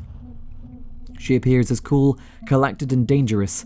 The Inquisitors in general are presented as agents of the powers that be, and those they send in to address problems that are otherwise unsolvable.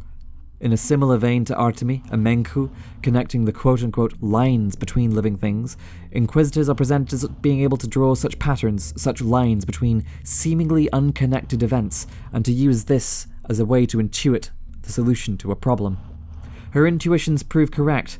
She is aware that the polyhedron, the enormous megastructure that seems to defy the laws of nature, is somehow both connected to the manufactured miracles of the Kane's Utopian project and to the catastrophic plague as the Earth's reaction. She is aware that some characters are to have greater roles in the plague's management than others, and, perhaps most telling, she is aware that you, Artemi, and the player controlling him are different to other townsfolk. Though Artemi is as much bound by the strings of fate of the script he is playing as anyone else, he demonstrates that this does not matter to him. What is important to him is to act according to his morals. If he is manipulated to an external force's benefit, that does not matter to him, so long as he has acted as he sees best. It is this quality that Aglaia believes sets Artemi free. Even if he is still tied to his destiny, his willingness to act as he sees fit gives him more solace than she has ever managed to have for herself.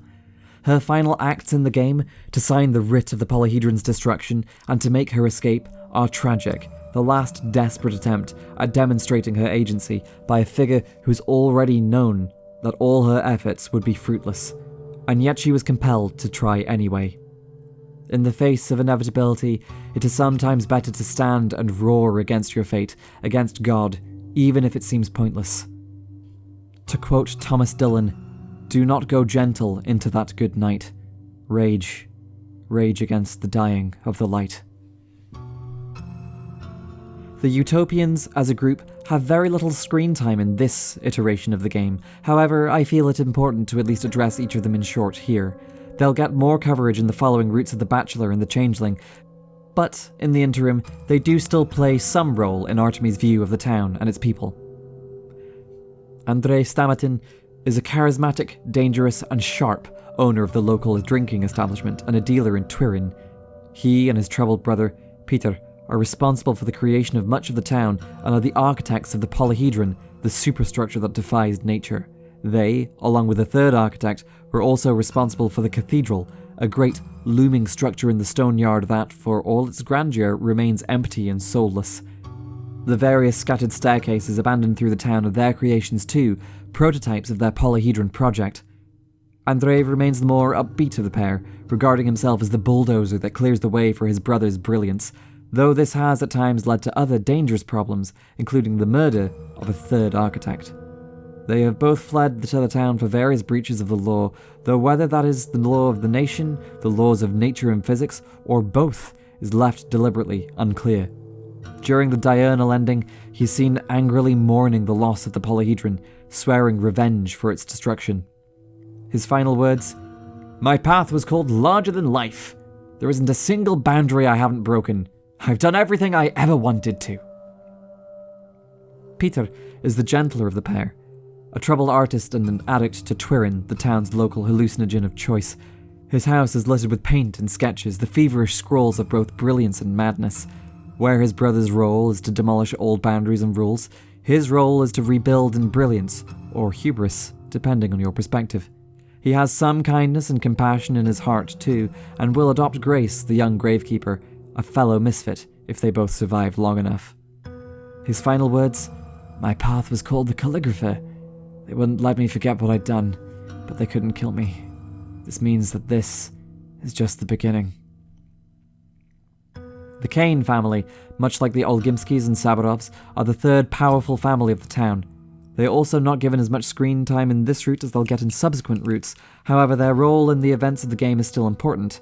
With the creation of the Polyhedron by the Stamatin brothers, the Kanes have come across the final means to build a utopia they've always dreamed of, a transformative immortality and a perfect society all in one. The true mastermind of the project, Simon Kane, is a brilliant, seemingly immortal man. However, he, along with your father, Isidore, dies immediately before the events of the game. The remaining Kane family are composed of Georgi, the eldest and the town's judge, Victor, the husband of the late Nina Kane, one of the deceased clairvoyant mistresses of the old town, and Maria, Victor's daughter, who is, much like Capella, also beginning to channel the spirit of her dead mother. Victor's younger child, Caspar Kane, otherwise known as Khan, is a character that I will discuss later on. Georgi Kane is shown relatively little in the game.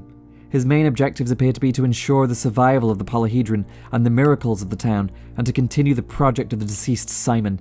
To this end, despite knowing that Simon and your father, Isidore Burach, are responsible for returning the plague to the town, he does not stop them.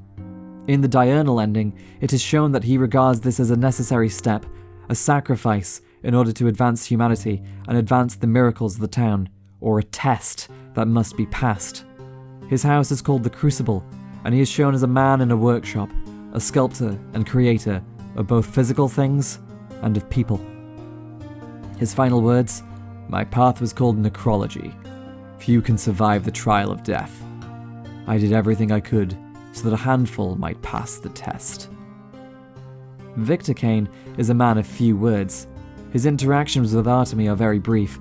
He mourns for his loss of his wife, Nina Kane, who was once one of the great mistresses of the town before. Under her guidance, the people were fearful but loving. She was the perfect image of blood, passion, and strength. Victor's actions and desires were to return her memory to the town in some small way or another, though in the context of the clairvoyant mistresses, returning them to the town has a far more literal meaning than mere memory. His final words, "My path was called the Mistress. I tried to anchor the memory of my unearthly wife here in this town." Maria Kane is met only a few times within the game. She is imperious, commanding, and arrogant, assuming to wield great power. However, there are various instances where she seems to do this successfully.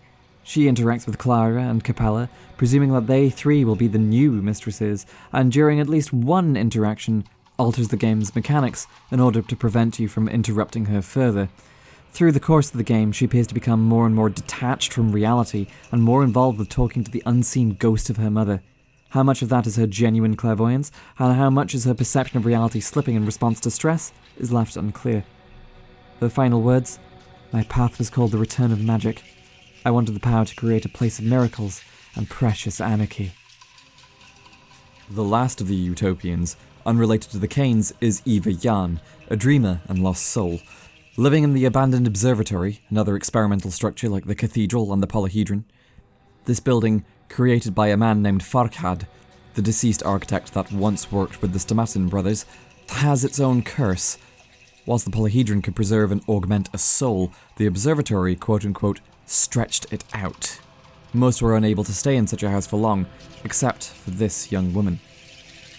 Contrary to her provocatively clad portrayal in Pathologic 1, Eva in Pathologic 2 appears somewhat dishevelled, certainly not sexualized. Somewhat disconnected from reality, she appears somewhat innocent and very naive. Though it does not occur in this version of the story, her desires are still to provide the soul to the otherwise soulless cathedral, an act that in the original game required her suicide for her spirit to provide meaning to otherwise sterile stonework. Though whether this act was ever necessary is debatable. She presents as someone who romanticizes the world around her heavily, to the point of distorting her views of reality. In the diurnal ending, she remains alive, keen to participate in the Kane's project for a new town, though her potential suicide is referenced. In the nocturnal ending, she can be seen dancing with stepgirls, trying to immerse herself and find meaning in a culture that will never truly accept her. Her final words, "My path was once called Goldilocks, but then I wanted to offer my soul to the cathedral so that it would hold something truly immortal." Yulia Luricheva, whilst not one of the Utopians, is still adjacent to them in her role in the town. Where Andrei and Peter Stamatin are the architects of the wondrous creations, Yulia is the engineer that built the roadmap of the town, the alleyways and streets, mapping them out more as vessels in an organism than crossroads in a planned city. Her role is also one of compassion. However, hers is more detached than Lara's. She assists in how she can in the hospital, though her role there is brief and limited. Her soul will be buried more in an upcoming route. Her final words? "My path was called the tripwires of fate. I built the roads of this town, such that humans became red blood cells in its veins, and I laid bare the logic of imminence." Anna Angel, perhaps, is one of the characters most draped in mystery. A figure who never truly reveals any truth to anyone. She is a shallow, vain misophobe. She is dressed in an enormous parka that entirely drenches her form and shields her from any real view throughout the game, and the fragments of her history learned from other figures paint a mixed and confusing picture. A woman who once travelled with a circus known as the Diamond Caravan, she was very likely involved in the kidnapping of children, and, according to some, may have been involved in her murder. She spends her time in the game berating you for leading the infection to her door, hiding in her room, and occasionally trying to break into infected houses to quote-unquote rescue a child, an act cynically done to earn pardon for past crimes, rather than for any sense of compassion. Wearing several layers of fake personas and false identities, it is unclear if she even knows who she really is underneath it all, when performer and performance blend together, and the performances are all based on lies. The result beneath is a hollow shell of inauthenticity.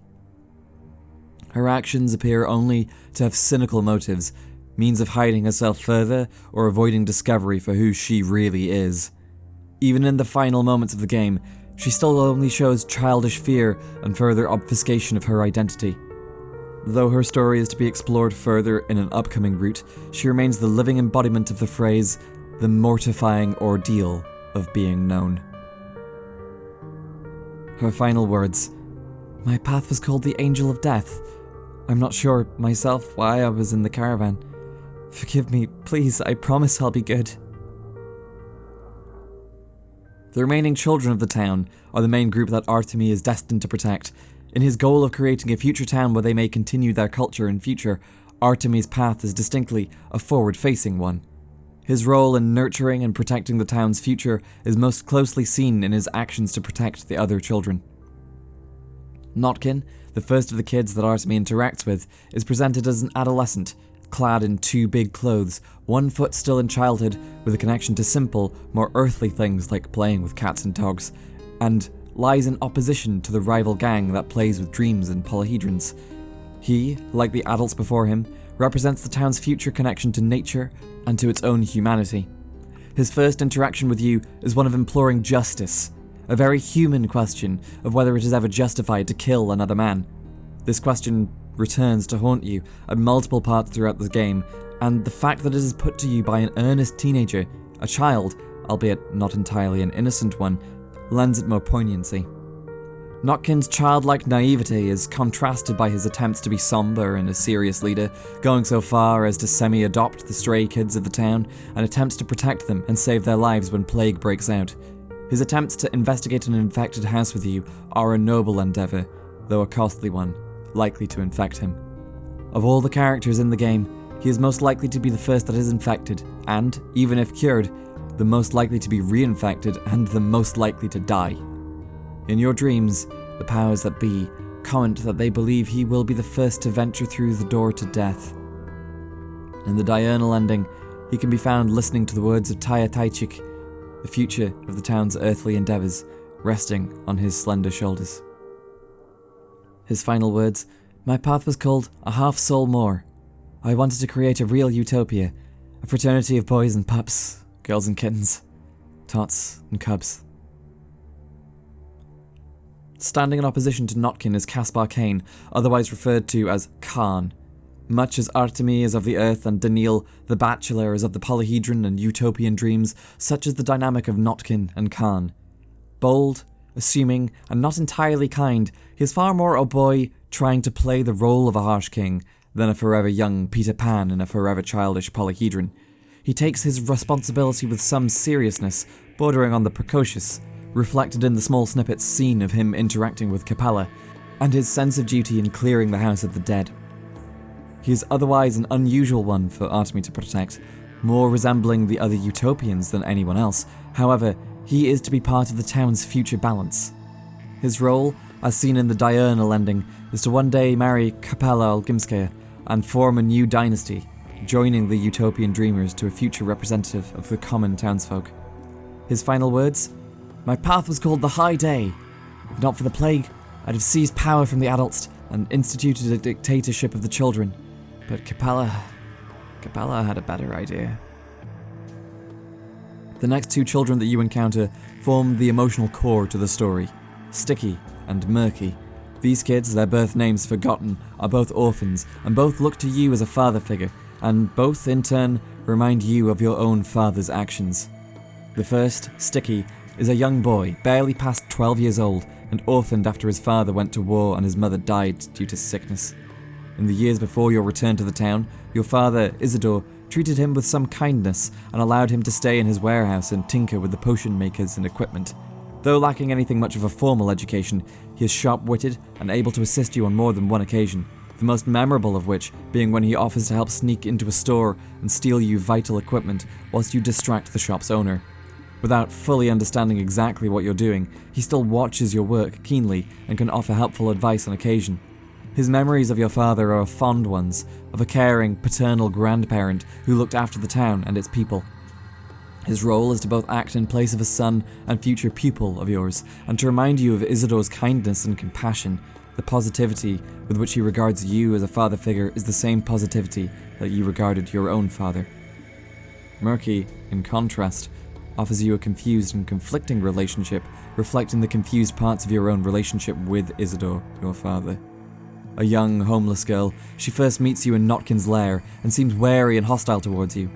Despite this hostility, she still seems to follow you, every so often latching onto you as a figure of strength, each time letting you in a little bit, but each time also clamming up if pushed too far. Eventually, you come to realize she stays, homeless and alone, in a boxcar outside of town, littered with small tokens, childlike drawings, things of value to her, but still open to the elements, cold and lonely. Her destitution is reflected in her appearance too. Unwashed, unkempt clothing and hair, dirt on her face, she is already in a position of vulnerability long before the game begins, and, in this regard, becomes the embodiment of those you need to protect within the town, acting as a quote-unquote conscience on dirty feet. This role as your de facto conscience is revealed to be even more apt when her background becomes revealed to you. Her homelessness, her destitution, her orphanhood were all things caused by your own father, Isidore. During the previous outbreak of the plague, he quarantined an area of the poor district, dooming many people to death, including Murky's mother and father. Her view of Isidore is therefore far more tainted. She sees him as a monster, committing monstrous deeds in the name of something that she is too young to understand. In both the nocturnal and diurnal ending, Sticky and Murky remain your wards.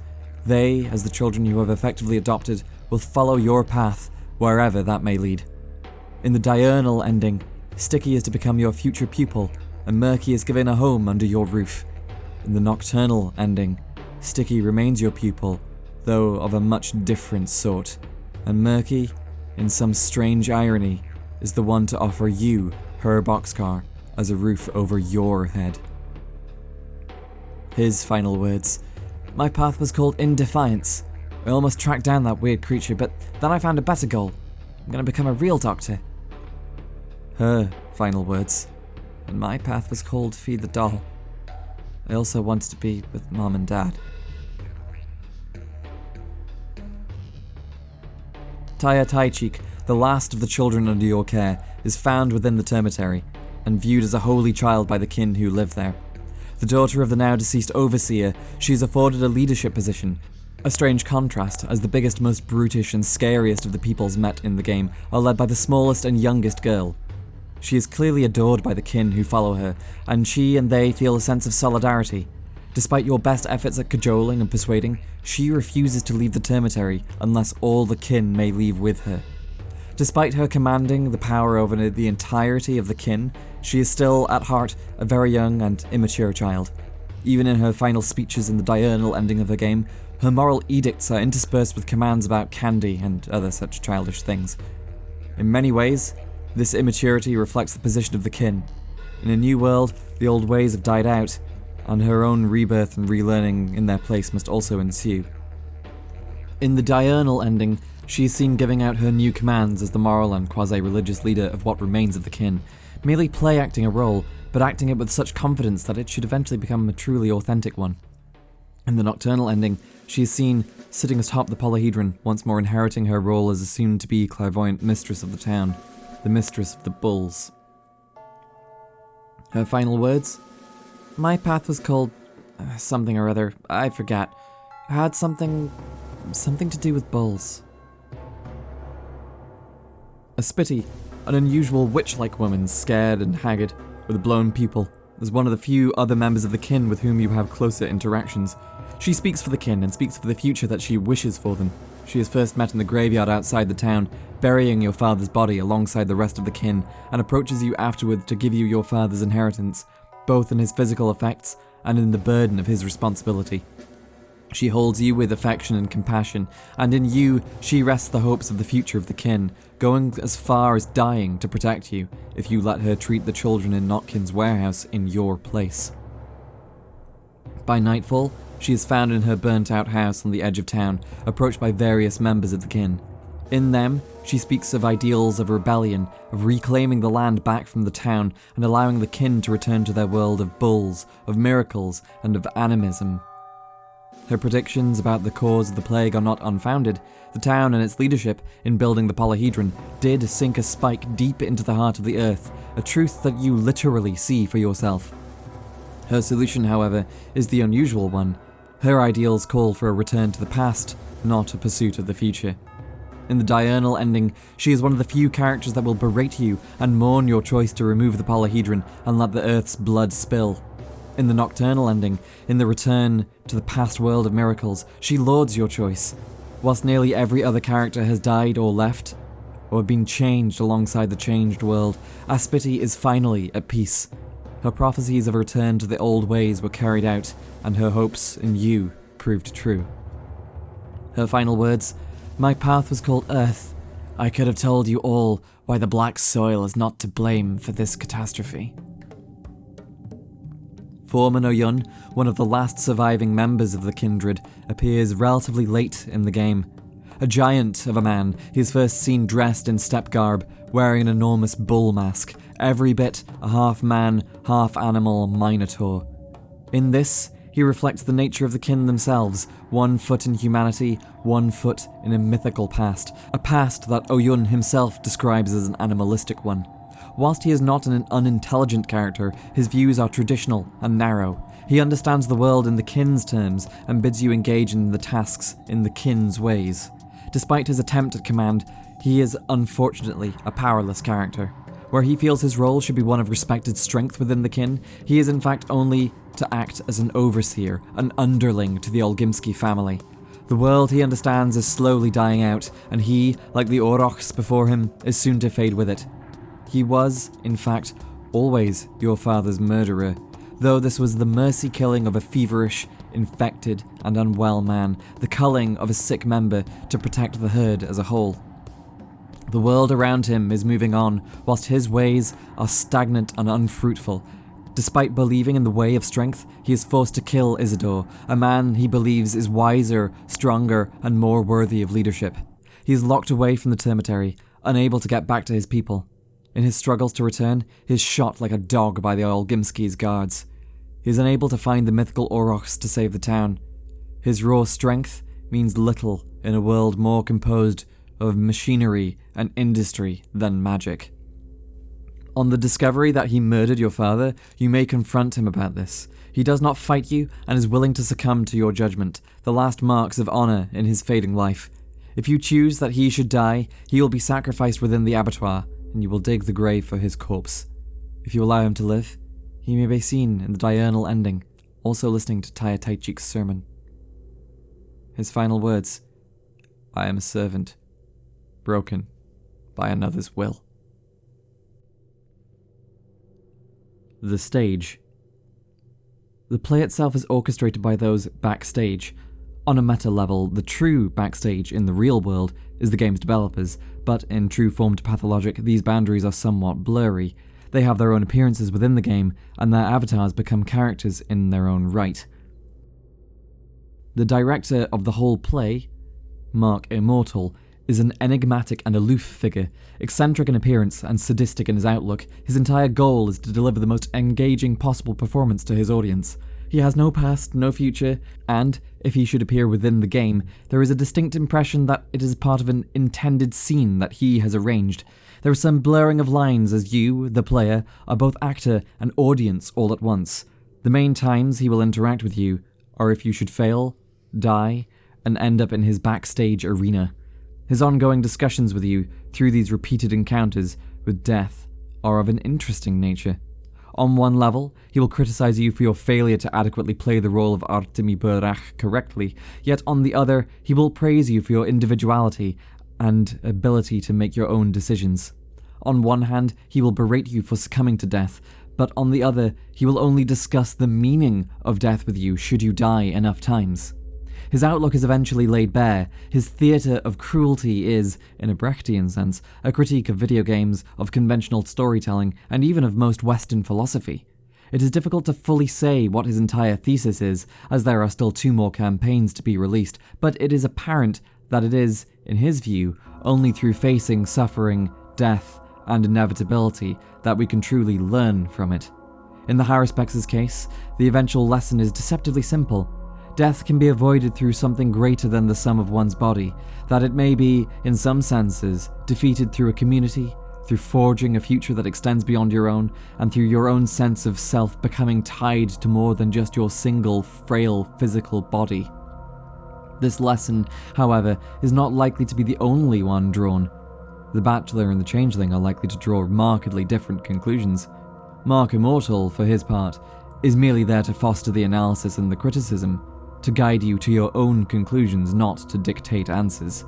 Though he is a voice of the developers, he is nevertheless distinct from them, both an in-universe character and a real-world reference to hang the story upon. The Fellow Traveler is another figure that blurs the boundaries between the stage, the backstage, and the role of audience and player.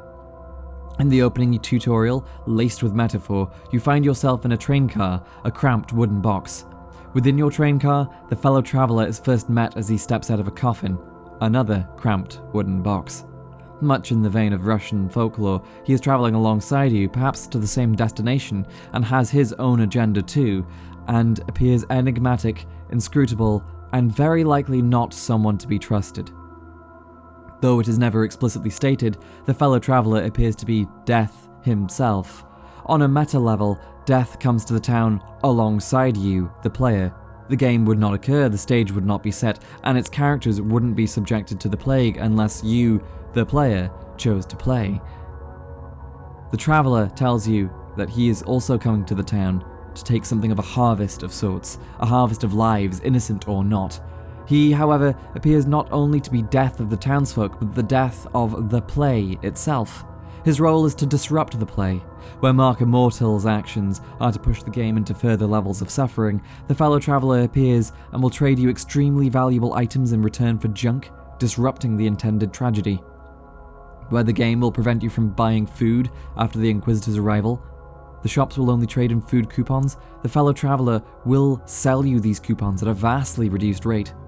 Perhaps, though, most tellingly, where Mark Immortal will punish you for dying and apply more and more penalties to your character, the Traveler will offer to remove all those penalties for a price.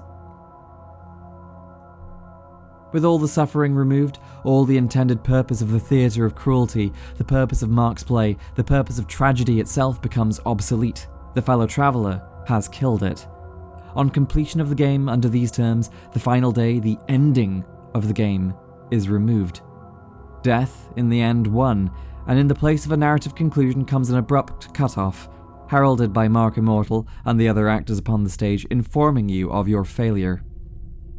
In this, the Fellow Traveler provides the counter-thesis to Mark Immortal's treatise on death. He clarifies what death is.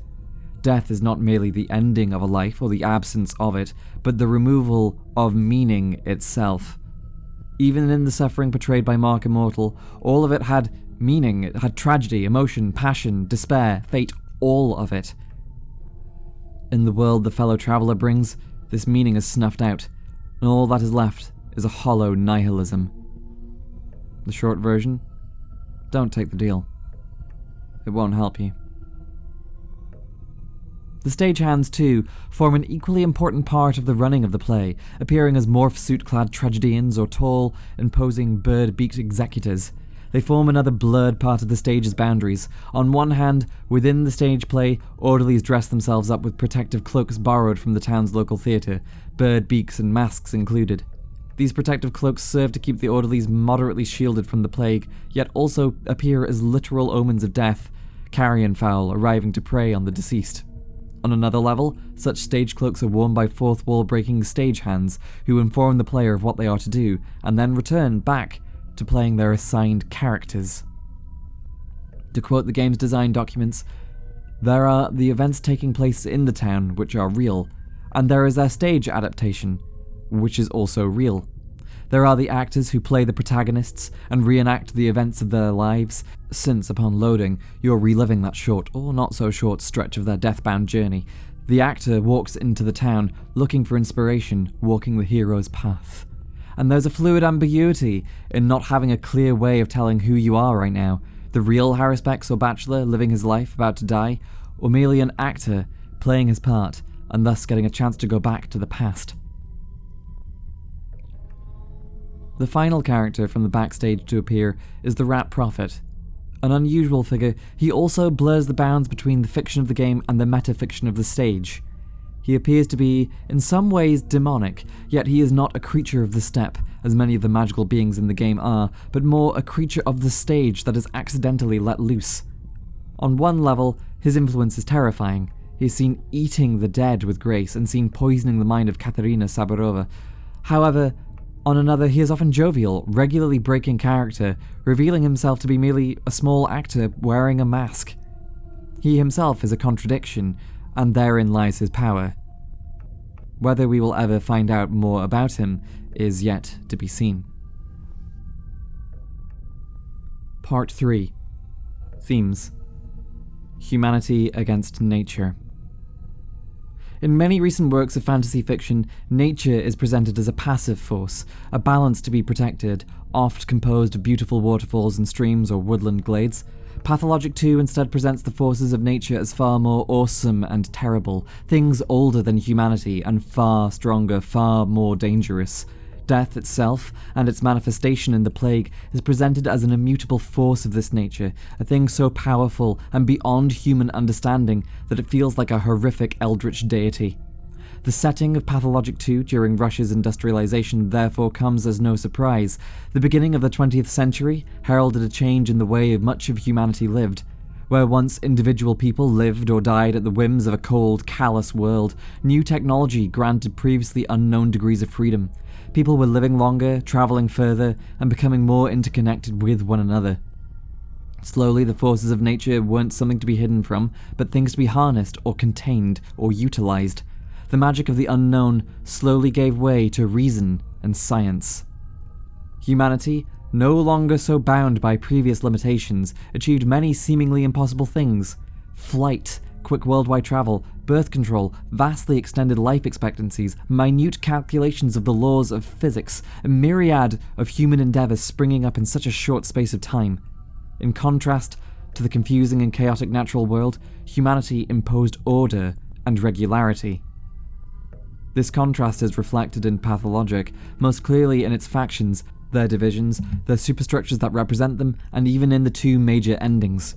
On one hand, the Cains, the Stamatans, and the other Utopians subscribe to an ideal of reason, to the triumph of humanity over all else, a triumph represented in their immortal, pure polyhedron, untainted by the plague. On the other stands the Kindred, their ancient abattoir soiled in blood and earth and clay, standing itself as another part of nature rather than in opposition to it. The kin also view themselves on similar terms. The world is a bull, and humanity are merely creatures walking on the fur of its back. Oyun goes as far as to suggest that the kin are also animals, a herd of people to be corralled much like a herd of cattle. Though this may sound unnerving to a modern ear, the idea of treating people like animals, in this instance it is not a derogatory statement, but merely an expression of a different worldview, one in which humanity is a part of nature and not distinct from it. By extension, the town may be seen as either an example of humanity's progress or humanity's hubris. It is either an achievement of industry, bringing progress and light to a feudal peasant or nomadic backwater, or it is a cancer burrowing into the back of the earth. The abattoir may be seen as the home of bloodshed and barbarism, or it may be seen as part of the natural cycle, blood sacrificed to feed the blood of the earth itself, the product of a native culture, and a means of balancing an ecosystem of the nomadic peoples. The conversion of such a sacred site into an enormous meat processing factory can be seen as barbaric in itself, or it may be seen as a means to bring industry, progress, and education to a backwater community that otherwise would still believe in magic and brutish displays of strength as the path to leadership and dominance. The polyhedron itself may be seen as humanity's crowning achievement, a pinnacle of architectural design that can, in itself, grant immortality and reflect a human soul, or it may be seen as an aberration, a cursed structure that has brought disbalance and deceit, piercing the Earth's heart for nothing. The Plague, too, may be seen in these terms, especially within the endings of the game.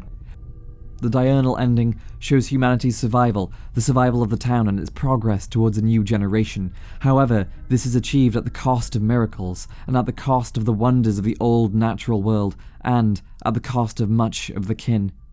Humanity withstood the test and bested death, bested nature's plague, and in so doing, nature's heart stopped beating. The nocturnal end spells the end of the town and most of its human elements, and returns it to a state of nature, the state the world existed in before the existence of industry. This state includes magic, miracles, enormous aurochs the size of the sky, but at the cost of its people. Those that remain, the kin, are themselves conforming back to nature's whims, returning to an older, bloodier, and more terrifying culture than the civilization brought by industrial humanity. Both of these endings are bittersweet, and both require sacrifice. Either the future is sacrificed to preserve the past, or the past is lost to make way for the future.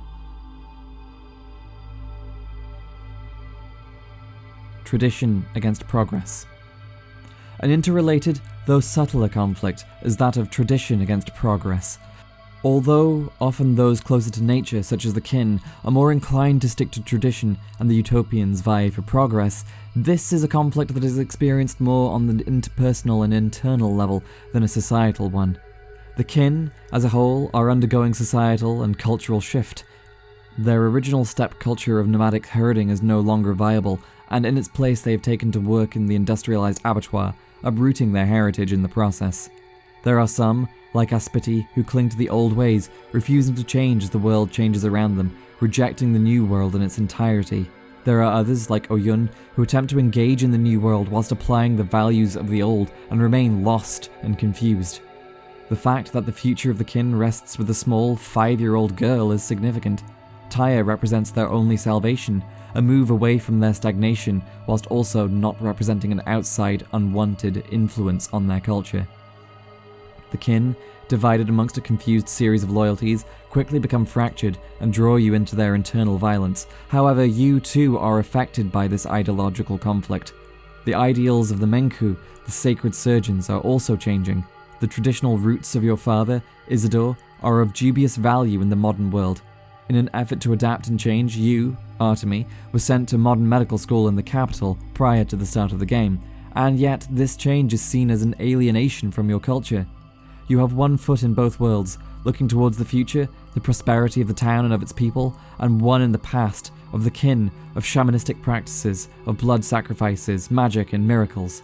Many of your acts within the game are in efforts to balance these, of appealing to the kin and their culture, whilst also trying to protect them with modern means. Your understanding of the plague and its cure all come from the old world, of herbs and blood and panaceas composed of mythic chimeras of man and bull, of knowing sacred lines. However, those your father has asked you to protect, the children, are the representatives of the future, of the change to the new world. The final choice in this game is essentially this dichotomy. As Isidore presents to you, you can look towards the future and look towards the past, but you may never have both. The diurnal ending, composed of a new dawn and a bittersweet last look at the town, is the story of survival, grief, and rebuilding. The nocturnal ending, composed of twilight, darkness, and magic, is a story where the future is torn from the town and is replaced by its old, lost world. Childhood against growing up. The children of the town also present a similar conflict of past and future, that of wishing to remain in childhood or allowing oneself to become an adult. Childhood in Pathologic 2 represents many complex things, although innocence certainly is not one of them. The children of this game are, much like nature, presented as complex, violent, and oftentimes cruel. The very first interactions you have with the childhood gangs of the game involve an act of traipsing into the steppe to sentence an adolescent to death, a teenager who, himself, was violent and slaughtered innocent animals as a means of gang warfare power plays. Notkin's gang is also perceptive too.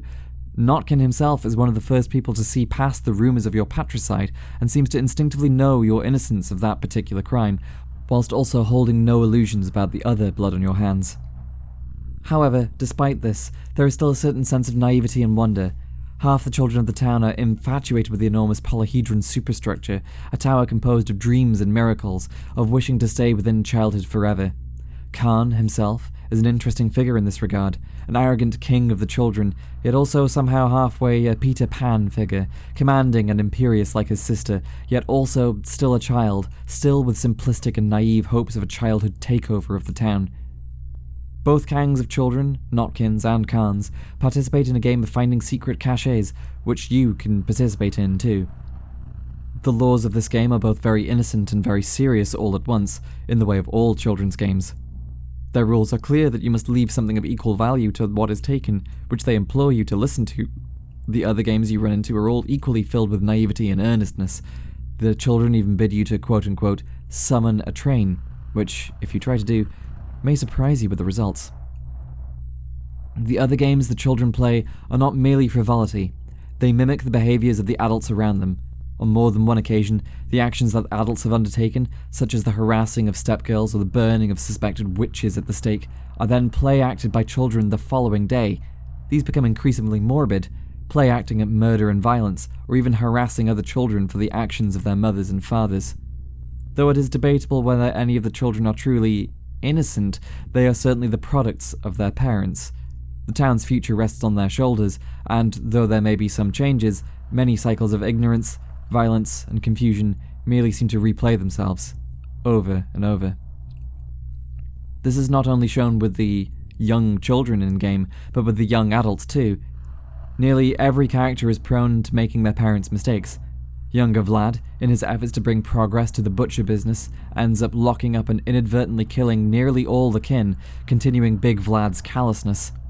Capella, in her efforts to be the maternal influence on the town's lost children, begins to literally become and channel the soul of her own mother, as does Maria Kane. Khan, retreating into the polyhedron and establishing a utopian kingdom, is acting out the fantasies of his father and grandfather and every other Kane before him. Even your childhood friends are not immune. Griff is mimicking the role of a crook, playing it out like a childhood game. Lara, in her increasing desperation, takes to the attempted murder of the military general, an act that would entrench her in the same position of court-martial and execution as her father if it weren't for your intervention. Stack Rubin, and of course your player character, Artemi Burak, are both acting out the same role, making the same mistakes as your father figure, Isidore. On one hand, accepting responsibility for the town and its survival, and on the other, continuing on the legacy of the kin and the Menku. The struggle between childhood and adulthood is not a simplistic one of past and future, it is one where adulthood often represents the same mistakes of the past, yet to remain in childhood represents stasis. To grow up is to try to forge your own path towards a new future, yet also to act in the way the adults before you have done, and potentially make their mistakes too. What can a future mean when it is rewritten over and over with the same mistakes of the past? I would argue, though, that the game still presents a hopeful view of the future, at least in its diurnal ending. Although these children are retreading the ground their parents walked, their cycle, their view of where their town should go, is eminently more positive than their plague-ridden past. With the catastrophe has come awareness, in many ways greater than that of the adults they interact with, and with that awareness, more compassion, and perhaps a better future. Agency against fate. The absurd. The debate of free will and agency against the concept of destiny and predetermination is an ancient philosophical question. It is played out in full in the events of the game, and reflected in the narrative and ludonarrative engineered into the mechanics of how the game works. The emotional impact of the game's systems contribute to an increasing sense of hopelessness, fear, and inevitability. Survival becomes increasingly desperate as the game's days progress forward, and you find yourself starving, infected, and barely able to save anyone else, let alone yourself. The difficulty is not within the technical skill of performing tasks, but in the management of the daily grind, and in sustaining the will to keep going. The game is designed as a marathon, not a sprint, and yet in that marathon it is often difficult to see the light at the end of it all. Failure is not only expected, but intentional. The player is intended to feel like there is no means to fight their destiny. Even the cover art specifically advertises the fact that you cannot save everyone. The game itself is set out to make sure that you know that the ending is, in some manners, already written. You begin in a nightmarish version of the game's ending, where the plague has won and the world is collapsing. You already know how the story is going to go, you know it's going to be a tragedy, and you know you can't avert fate. You were even told this by multiple members of the backstage crew, including the fellow traveller and Mark Immortal, and, with each failure, each death, the game's difficulty increases. The likelihood of this bad ending is increased at every turn. Yet, as a player, you'll still naturally try regardless. The act of continuing to play the game is an act of rebellion against this inevitability. You are not the only character in the game to wage this fight against fate itself. Aglaia, the Inquisitor, also plays against her fate. She knows from the start of her role that her fate is to die, and yet, despite this, continues to try to escape. She does not submit to inevitability, despite seeing the strings that bind her, and despite understanding that she is merely a puppet in a theatre. Instead, she convinces other characters of the strings that bind them, notably Griff, and tries to manipulate them. When performed on you, the player, as Artemi Burak, however, this does not immediately work. Artemi, too bull-headed to care that he's being manipulated, represents a freedom from these ties of fate. If he is being manipulated by the play's directors into doing what he always wanted to do anyway, that is not real manipulation. Aglaia, however, is still not immune to her fate. Regardless of whether she convinces you to escape with her or not, she will still be executed. Much as Oedipus could not escape his destiny, Aglaia's role is like that of a tragic Greek hero. The more she attempted to escape her death, the closer she stepped towards it. The sense of inevitability, the sense of unavoidable pain and loss and suffering, compounded with the raw sense of chaos and utterly uncaring gods in the form of the plague and the backstage crew, leaves a sense of meaninglessness. In a world where there is only death and suffering, the struggle to find meaning starts to become lost. How can one find meaning as a citizen in a state tearing itself apart? How can one find meaning as a parent when one's child has abandoned them for utopian polyhedron dreams, or has maybe even died? How can one believe in a sense of justice when good people are becoming infected and perishing in the streets, and you're finding yourself becoming a looter and criminal, just like all the rest? This sense of meaninglessness and despair in the face of inevitable suffering is the absurd, and Pathologic 2 depicts a perfect emotional portrayal of it. The absurd, as a philosophy, came into its own at the turn of the 20th century, around the time of the First World War. The Industrial Revolution was displacing traditional work and values. The horrors and completely meaningless suffering of the war caused most assumptions about values in Europe and elsewhere to be heavily questioned, and the quote-unquote death of God brought with it both terrifying insecurity and new freedom. These are all themes represented in Pathologic 2. The setting, approximately at the turn of the century, is significant. One culture is giving way to another, rural life is becoming defunct, and native peoples and cultures are becoming swallowed by a newer, industrialized life. The machinery of heavy industry means that people are only so much cheap meat. The disposability of many of the factory workers and other poor peoples of the town serve to reinforce this, as does the vast wealth inequality between them and the bourgeois Vlad Olgimsky. A needless, enormous slaughter en masse occurs, and the townspeople all display different responses to find meaning in such a cacophony of slaughter. Some look for someone to blame, others look to establish justice, and many merely become atomized as the greater society therein falters and breaks down. The game's version of the death of God is displayed in more than one way. In its most literal, the earth itself, the great God upon which the world sits, has had its heart pierced and is slowly dying, and, in its place, a fabricated paper deity of mirrors and dreams, the polyhedron. At heart, much of the game is about facing existential dread, and death itself, and the absurd, and coming to one's own conclusions about how to wrestle with it. Reality and the stage. Within any game, there is often a sense of a narrative, the same as in any plotline in a movie or a book, which you, as a character in it, are supposed to follow. Though any game does offer some player agency in how the script is followed, ultimately, there remains the question of how much agency one can truly have when merely filling a role, thus dividing player from character. Pathologic 2 outright lampshades this issue by showing that you are, quite literally, following the script of a play. The game itself is framed as a play, performed by actors upon a stage. The unique thing about this play, however, is that its main character, you, are also its main audience. The effect of this is to imply that you are both not exactly Artemi Burak, that you are merely an actor playing his role. Death is presented as a failure to adequately play the role, and that you should return to the stage to replay that part correctly. This directly addresses one of the main issues dividing players from their character avatars in any video game. The player knows that they are not the same person as the character, and that whatever the character suffers isn't necessarily what they, as players, will suffer. However, in acknowledging the difference and in allowing the player to see the backstage, the game blurs the distinction between player and player character, the worlds they operate in, and the real world itself. There is more inherent emotional investment as you, the player, are just as much a character as you, Artemi Burak, ever is. Once this is established, the game is able to hit home with further themes that strengthen its emotional impact. Though you are stepping into Artemi's shoes, the game is presented from the outset as a redo. You are merely another actor playing the same role. You are not special. You, despite your efforts, are not heroic. You are no more inherently meaningful than anyone else. The meaning you come to in the face of the absurd, in the face of death and senseless suffering, is entirely your own. Though, perhaps, the stage play's narrative's greatest strength lies in the Brechtian aspects. Brecht, a playwright who lived through the upheaval of the 20th century, including both world wars, wrote a method of theatre that questioned established norms, highlighting internal contradictions within society. Whilst many aspects of Pathologic 2 could be analysed with a Brechtian lens, the one that most stands out to me is Verfremdung, or the process of making the familiar seem strange. This process is carried out effectively within the Ludonarrative.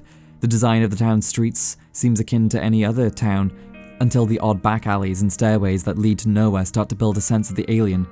The people themselves seem like any other NPC townsfolk in any other game, until their strange customs and outward hostility make the player feel isolated and alone. Even the mechanical acts within the game, like the autopsy of a body, are rendered strange even as the player has become used to them. After a certain number of player deaths, organs are replaced with cotton wool, and, within the abattoir, replaced with spindles and junk. The counterbalance to such hostility are the other method employed by Brecht. The direct address of the audience by the tragedians, acting as characters' consciences, is a stylistic choice that allows a character to be hostile to Artemi, yet still sympathetic to the player. This serves a dual function. It both emphasizes Artemi's return to a culture that he no longer fully identifies with, immersing the player deeper into his emotional state, and it serves to make the game's world feel more hostile and enigmatic to the player themselves. Further elements of this process, of engendering strangeness in previously familiar scenes, are found in the backstage where, should you fail in the game entirely, you will find the Bachelor and the Changeling, no longer as their aloof and enigmatic characters respectively, but as actors, nervously rehearsing their lines on a stage, alongside the ghosts of those who died, those under your care whom you failed to save. The purpose in all of this is to present an emotionally harrowing experience. It is not only jarring to see the backstage so abruptly, but also harrowing to see what could have been, to have all your failures laid bare, and their cost, the cost not only of lives, but of futures presented so directly. You are at once in Artemi's shoes, feeling a sense of discomfort alongside him at such failures, and also being spoken to separately, as a player and as an audience. You have failed. It is now time to try again. Selfishness versus selflessness. The final theme to be addressed is selfishness against selflessness. There is an ongoing tension within the game, and is found on every level of its design. The narrative of being a doctor presumes a sense of altruism and ethics, yet the survival horror setting presumes selfish self-defense. The rewards of altruistic actions may serve to further the plot, yet may also place the player at a precarious step closer to failure and death, prompting them to instead hoard their resources. Hitherto unethical acts like looting houses or roaming the streets at night as an armed thug are often justified by violent characters as a means to care for their dependents, as society and its normal protections start to crumble. Conversely, seemingly noble acts, like the rescue of a baby, are rendered cynical and cheap when they are merely false appearances of altruism for personal profit. There are certain all-pervasive themes within the games of Eastern Europe, especially when compared to similar Western titles. In many Western games, it's very easy to be the big hero. The narrative and game design are crafted for you to have the biggest guns, run the fastest, achieve the most cool-looking feats, or swing the shiniest sword. Heroism does not often get this portrayal in Eastern European games. Titles such as Stalker are famous for their desperation and poverty, scrabbling together what little resources you can to make it as far as you dare. Whilst this is a sweeping generalization, this still applies to Pathologic. In many Western games, being a good, altruistic person is easy, any player sacrifices are minimal, and any gain from selfishness is often unnecessary. Altruism is, ironically, often rewarded in these kinds of games. Playing the figure of the hero, you are responded to as the hero, you are praised and rewarded, given gratitude and gifts for your actions. Selflessness is easy when there is no risk to the self. Heroism is easy when you have the means to be heroic. The reverse is also true. Heroism is truly difficult, and often hardly seems worth it when you lack material means to be a hero. Is selfless heroism even possible when mired in an environment of poverty and hand-to-mouth survival? Yet, if you aren't the selfless hero, what are you? What can your role as a doctor in an outbreak truly be if not altruistic and boundlessly compassionate? Who are you if you aren't attempting to do good and save lives? Narratively, the game pushes you to make multiple difficult decisions. Even when you finally have resources, how do you spend them? Do you choose to heal yourself, potentially increasing your capacity to save more lives? Or do you use what precious cures you have on the kids you're supposed to protect? Do you burn out your other resources, saving the townsfolk you don't even like? Do you steal food from a family's home to survive another day, likely damning someone else to starve in the process? Or do you accept and use the food that orphan kids give you, likely letting them starve too? Will you submit to the plague, massively crippling yourself, to keep it from claiming Murky's life instead? I should be clear though, the game is not presenting selfishness as morally evil, but often a basic necessity. Without looking out for yourself, you will die. The oft-used metaphor of securing your own oxygen mask before helping another is present. And yet, in this world, if it were only possible to help others after achieving safety and security for yourself, you would never help anyone, and all would die to the plague. Part 4. Mechanics and Ludonarrative. Every mechanic within the game is designed to make the player feel fragile, and I will discuss them in brief in the following section, how they contribute to the overall sense of desperation, and, by extension, how these push the player into facing the tension between selfishness and altruism. Survival and starvation. There are 6 major survival counters to manage within the game. Health, which is self-explanatory and serves as hit points. Hunger, a meter that is constantly trickling downward and, if left unaddressed, will cause you to starve to death. Thirst, which determines your max sprint meter and thus how effective you may be in a fight. Exhaustion, which also trickles downward and will cause you to collapse and die if you ignore your need for sleep. Immunity, which provides you some resilience to the plague, though it will start to burn low in infected areas. And, finally, infection, a tracker that only starts to appear once you've been infected with the plague. Aside from your own survival statistics, you also have your reputation to consider. If your reputation is high, people will allow you into their homes. If your reputation is low, you will be chased away, shops will refuse to trade with you, and people will assault you in the street. Each of these counters has a complex relationship with the others. Your ability to keep going in the game is often limited by the necessity of eating. Your precious little cash is often spent on trying to find food. If you can't find enough food in time, you may find yourself sacrificing your sleep, which also will eat away at your health if left unchecked. If you choose to sleep and manage your exhaustion instead, your hunger will still increase and potentially kill you. You could take a gamble and satiate your hunger by eating higher risk food looted from infected houses, but this may well destroy your immunity or even cause infection. You could fight other crooks or criminals and steal what foods they have, or loot burnt out houses, but the likelihood of being severely injured or dying to knife wounds in the process is high, and, even if you get away without being stabbed in return, fighting and sprinting will drain your thirst, limiting your ability to run away from other fights. Should you decide instead to steal food from an uninfected house, an uninfected family instead, then the fallen reputation may make the town impossible to traverse, where townsfolk, and later even soldiers, will attack or shoot you on sight. Thus, the simple act of finding enough to eat in a day becomes steadily harder. Like a house of cards, any single measure of your survival, if disrupted or left unchecked, can cause all the others to fall apart. Like most millennials know, self-care can be incredibly difficult, and once the first few pieces fall apart, the rest often follows.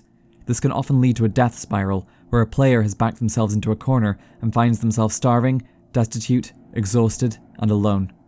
The steep difficulty of this survival matches the narrative themes of the game. Life is often cheap and survival is not guaranteed, even for major characters.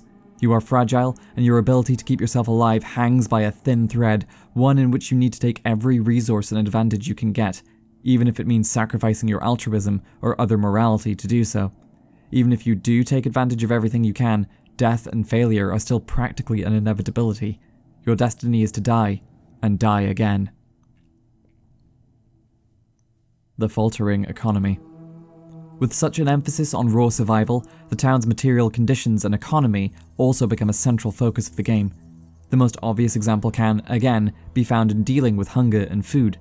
Between the first and second days of the game, prices for essential resources, including basic food and medicine, skyrockets.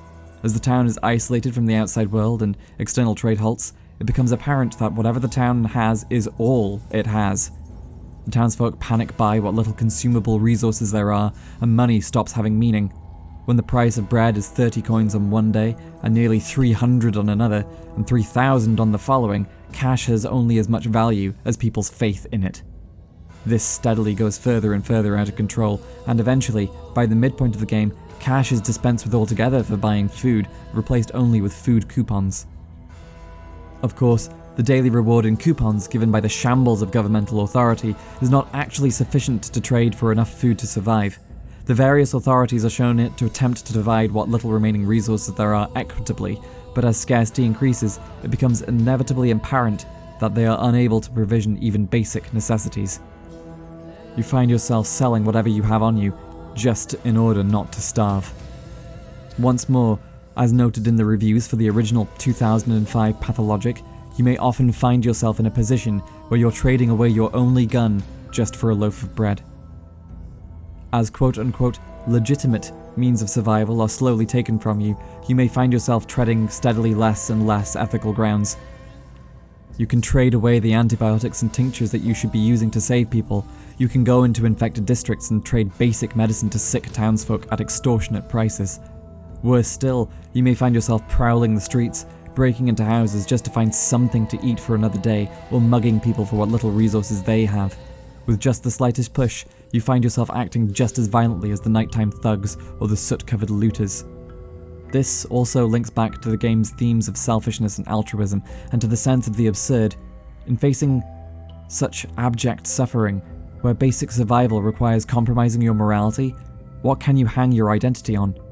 If one's own morality and external material conditions are so intimately linked, can you truly claim to be a good person? Who are you if you are merely acting a role entirely subject to external circumstances? Fragility and fighting. Combat within Pathologic 2 is, as Hobbes put it, nasty, brutish, and short. You are a doctor, not a soldier, and fist-fighting 30 men single-handedly is not within your capabilities. You are fragile. Often, you are exhausted or starving. You are not the Superman-style hero of most video games. Combat is unforgiving, though not in the Dark Souls sense of difficulty and then triumph, but in that it is unfair, dishonorable, and extremely real. Street fighting is, much as it is in real life, dangerous, ignoble, and unnecessary. As soon as a weapon is brought out, the fight is already over. Every person is fragile, and even a dulled knife will take down a grown man in seconds, yourself included. Fighting is, more often than not, about hiding in the shadows and getting the drop on your opponent, or running away from a fight altogether. Or, if you're displaying some measure of bravado, bringing a gun. Every scuffle is therefore laced with desperation. Only a few hits will disorient and damage you. Any wounds from a knife are likely to be fatal, and even if you don't immediately die, the damage to your health only makes you more vulnerable to the hunger, the exhaustion, and the plague. Oftentimes, a successful fight, where you best or kill your opponent and make off with the loot, is still a loss. The damage to your health, even if you survive, is the recipe for your later demise when the other survival meters catch up with you. If you do decide to fight, the act of doing so is still costly. Every slash of a knife degrades its quality, and eventually they become blunt and broken, forcing you to spend your own resources acquiring a new one, or to spend other resources resharpening the one you already own. Guns, too, suffer degradation with every shot fired, and beyond this, each bullet you waste is worth a small fortune, which you may have instead spent on medicine or food. Fighting is expensive. Protecting yourself is often better served with your feet than with your fists. The nature of this harsh combat explores further the themes of selfishness. Is it cowardice to not intervene when the townspeople are lynching one another? Is it possible to be brave when the only reward for such bravery is either immediate death or significant injury, or a slower death later? It forces further the themes of the absurd. There is no meaning in a fight without honor. It is merely desperation over dwindling resources. To hang one's sense of self and one's sense of morality over such a petty act seems childish at best. In a game that features such consistent depictions of suffering, violence is handled as another tragedy, not as glory.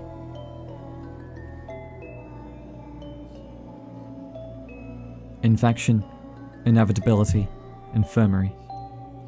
This difficulty in daily survival is increased by several orders of magnitude if you become infected. The plague will increase the rate at which your exhaustion and your hunger run out, enhancing the sense of desperation. When infected, your health drains at a constant rate, placing you at constant risk of death. This rate at which you die increases as the level of infection increases. In turn, the rate at which infection increases is determined by immunity, a temporary buffer against clouds of infection and touching dirty objects or infected people, but it is an easily consumed buffer. Often, the mere act of walking through an infected district of the town will entirely eat away all your immunity, rendering you extremely vulnerable to the plague. The plague, in turn, renders you extremely vulnerable to all manners of other death. Starvation, exhaustion, or fighting in the street become much, much more dangerous. And, once infected, there is nearly no cure, certainly not one that can be found easily and not without significant cost. Catching this deadly disease has other, non-physical costs too. If you are identified as a carrier, arsonists will throw Molotov cocktails at you in the streets. People will treat you as a pariah, shunning you away, refusing to trade with you, or, as the army arrives, may attack you or target you in the sights of their flamethrowers. This death spiral caused by the infection is extremely difficult to manage.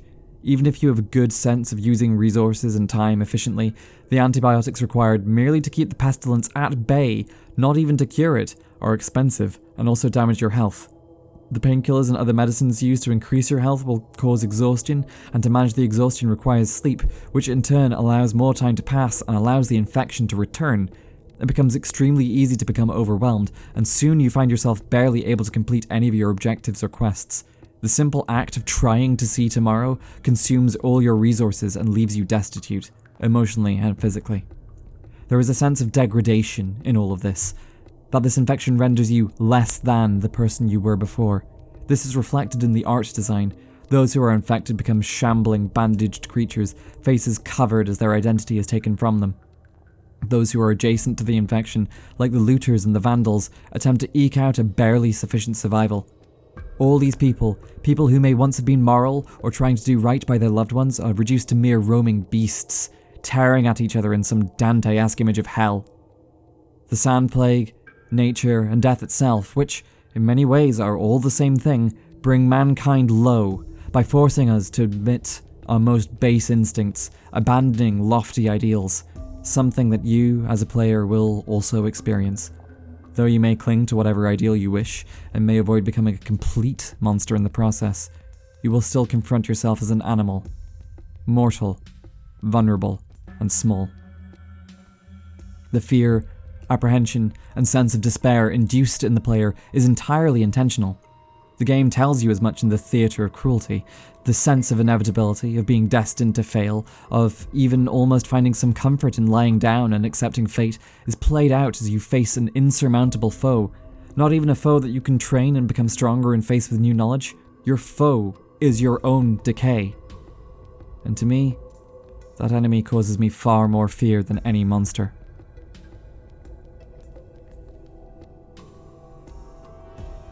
Death. The end is never the end. There is one final mechanic I'd like to discuss here, which, in my opinion, is one of the most interesting mechanics of the game. Death and a game over is normally a sign that you failed in your role, you did not succeed, This is not how the story is supposed to go. Reload and retry and do it right this time, but not quite so in Pathologic. You are not granted such a clean game over ending. Death is not the end. Death is merely a part of life and a part of the game, and it has permanent consequences. Each time a player dies, they find themselves backstage and, after a short conversation with the infernal master of the theatre of cruelty, they find themselves punished.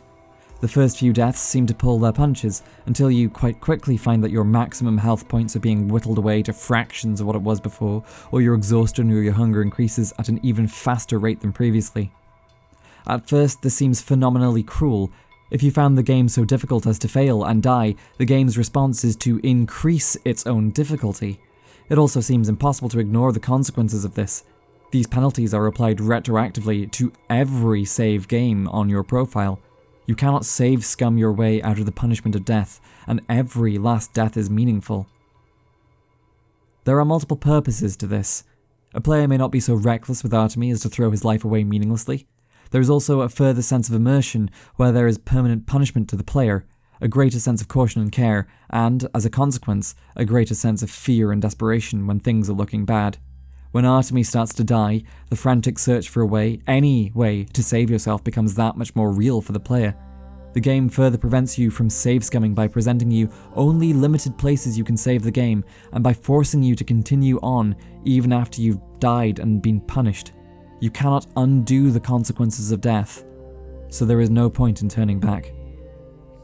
The game forces you, much as in real life, to live with your decisions, even the mistakes.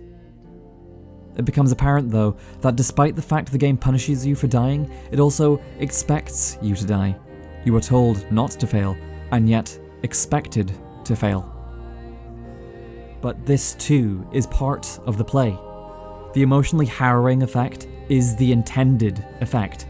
The fear, the desperation, that can only come from applying permanent, out-of-game player consequences to in-game failure, because you cannot understand the value of hope or the value of determination without understanding the lows of despair. And this is a fact that most reviewers completely fucking missed. Yes, I'm talking about you, Brendan, you're a fucking moron! The theatre of cruelty is a theatre of death, a pantomime of suffering, and a look directly in the eye at existential dread. You cannot come to a conclusion of what to do in the face of the absurd without first encountering the absurd. And the game quite blatantly gives you its conclusions. Though you may die, though you may fall, though you may be forced to endure and live with the permanent consequences of your mistakes, you are still encouraged to pick yourself up and carry on. Though it presents a scenario in which victory seems impossible, it encourages you to keep trying anyway. Though it presents a world where doing the right thing and pressing on forward might have no guarantee of reward, it pushes you to keep going, regardless. The game tells you, openly, that you will lose, that you cannot save everyone, that it's a fool's errand to even try. And then, with a wink and a smile, it tells you to be that fool. Pathologic is, ultimately, a game about hope and determination in the face of complete existential destruction. It's easy to have hope in a world of smiles and rainbows, in a world where you know the future is guaranteed to be fine. It's so much harder to have hope when the world is falling apart around you, and so much harder to persuade yourself to carry on when you've already made so many mistakes, and so many are suffering, and everything seems so pointless. Pathologic shows you that sometimes you might just have it in you to carry on anyway. You, personally, the player on the other side of the screen. And that, to me, is the most potent message that any video game has ever had. I hope that it's apparent by now that I truly love this game. I love its scope, I love its literary ambitions, and I love that it challenges me in a genuinely deep, existential way. For me, the themes of this game spoke to my real, lived experience as an emergency physician. It portrayed a doctor not as a heroic power fantasy or some hyper-intelligent pseudo-Sherlock character, but as an exhausted, overwrought individual trying to do their best and save who they can in a universe that, ultimately, does not care about anybody. It showed the nature of despair in the face of relentless, meaningless suffering, the frustrations of dealing with abject poverty, and the difficulty that can sometimes be faced in the simple acts of daily survival. But more than just this, I feel that it also showed something important about determination and about hope. Despite encountering often violent tragedy and death on a regular basis, I choose to carry on a very exhausting line of work, for reasons I sometimes find it difficult to fully articulate. Yet, these same reasons are what kept me coming back to this game, what kept me going even after facing inevitable failure and loss. My own sense of meaning, in the face of the absurd, is the same sense of meaning that Pathologic leads its players to. You have to live with your mistakes. Things go wrong, often out with your control. You can only do so much. You cannot save everyone. It'd be foolish to even try. But, hey, let's try anyway. And let's keep trying. Maybe, just maybe, we'll make it through.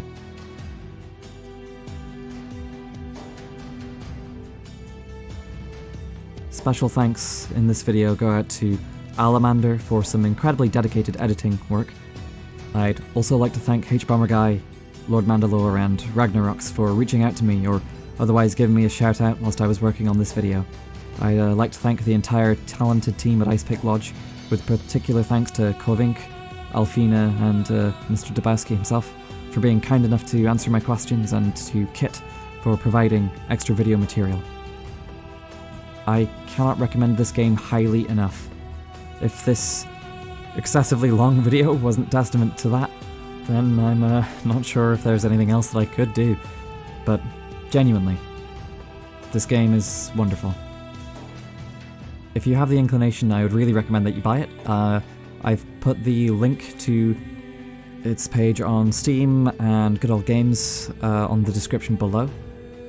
And as well as the main game, the Marble Nest, which is a standalone DLC covering one day as the Bachelor. I'll also link that in the description below. Thank you for listening, and thank you for going through this far, far too long essay. I wish the team the best, and I honestly really am looking forward to making the next videos about the Bachelors and Changelings campaigns. I don't generally like doing the whole YouTuber call to action thing, but if you did fancy giving this video a like or a comment, or subscribing, then please do hit that little subscribe button. Thank you for watching. I hope you enjoyed this rambling mess.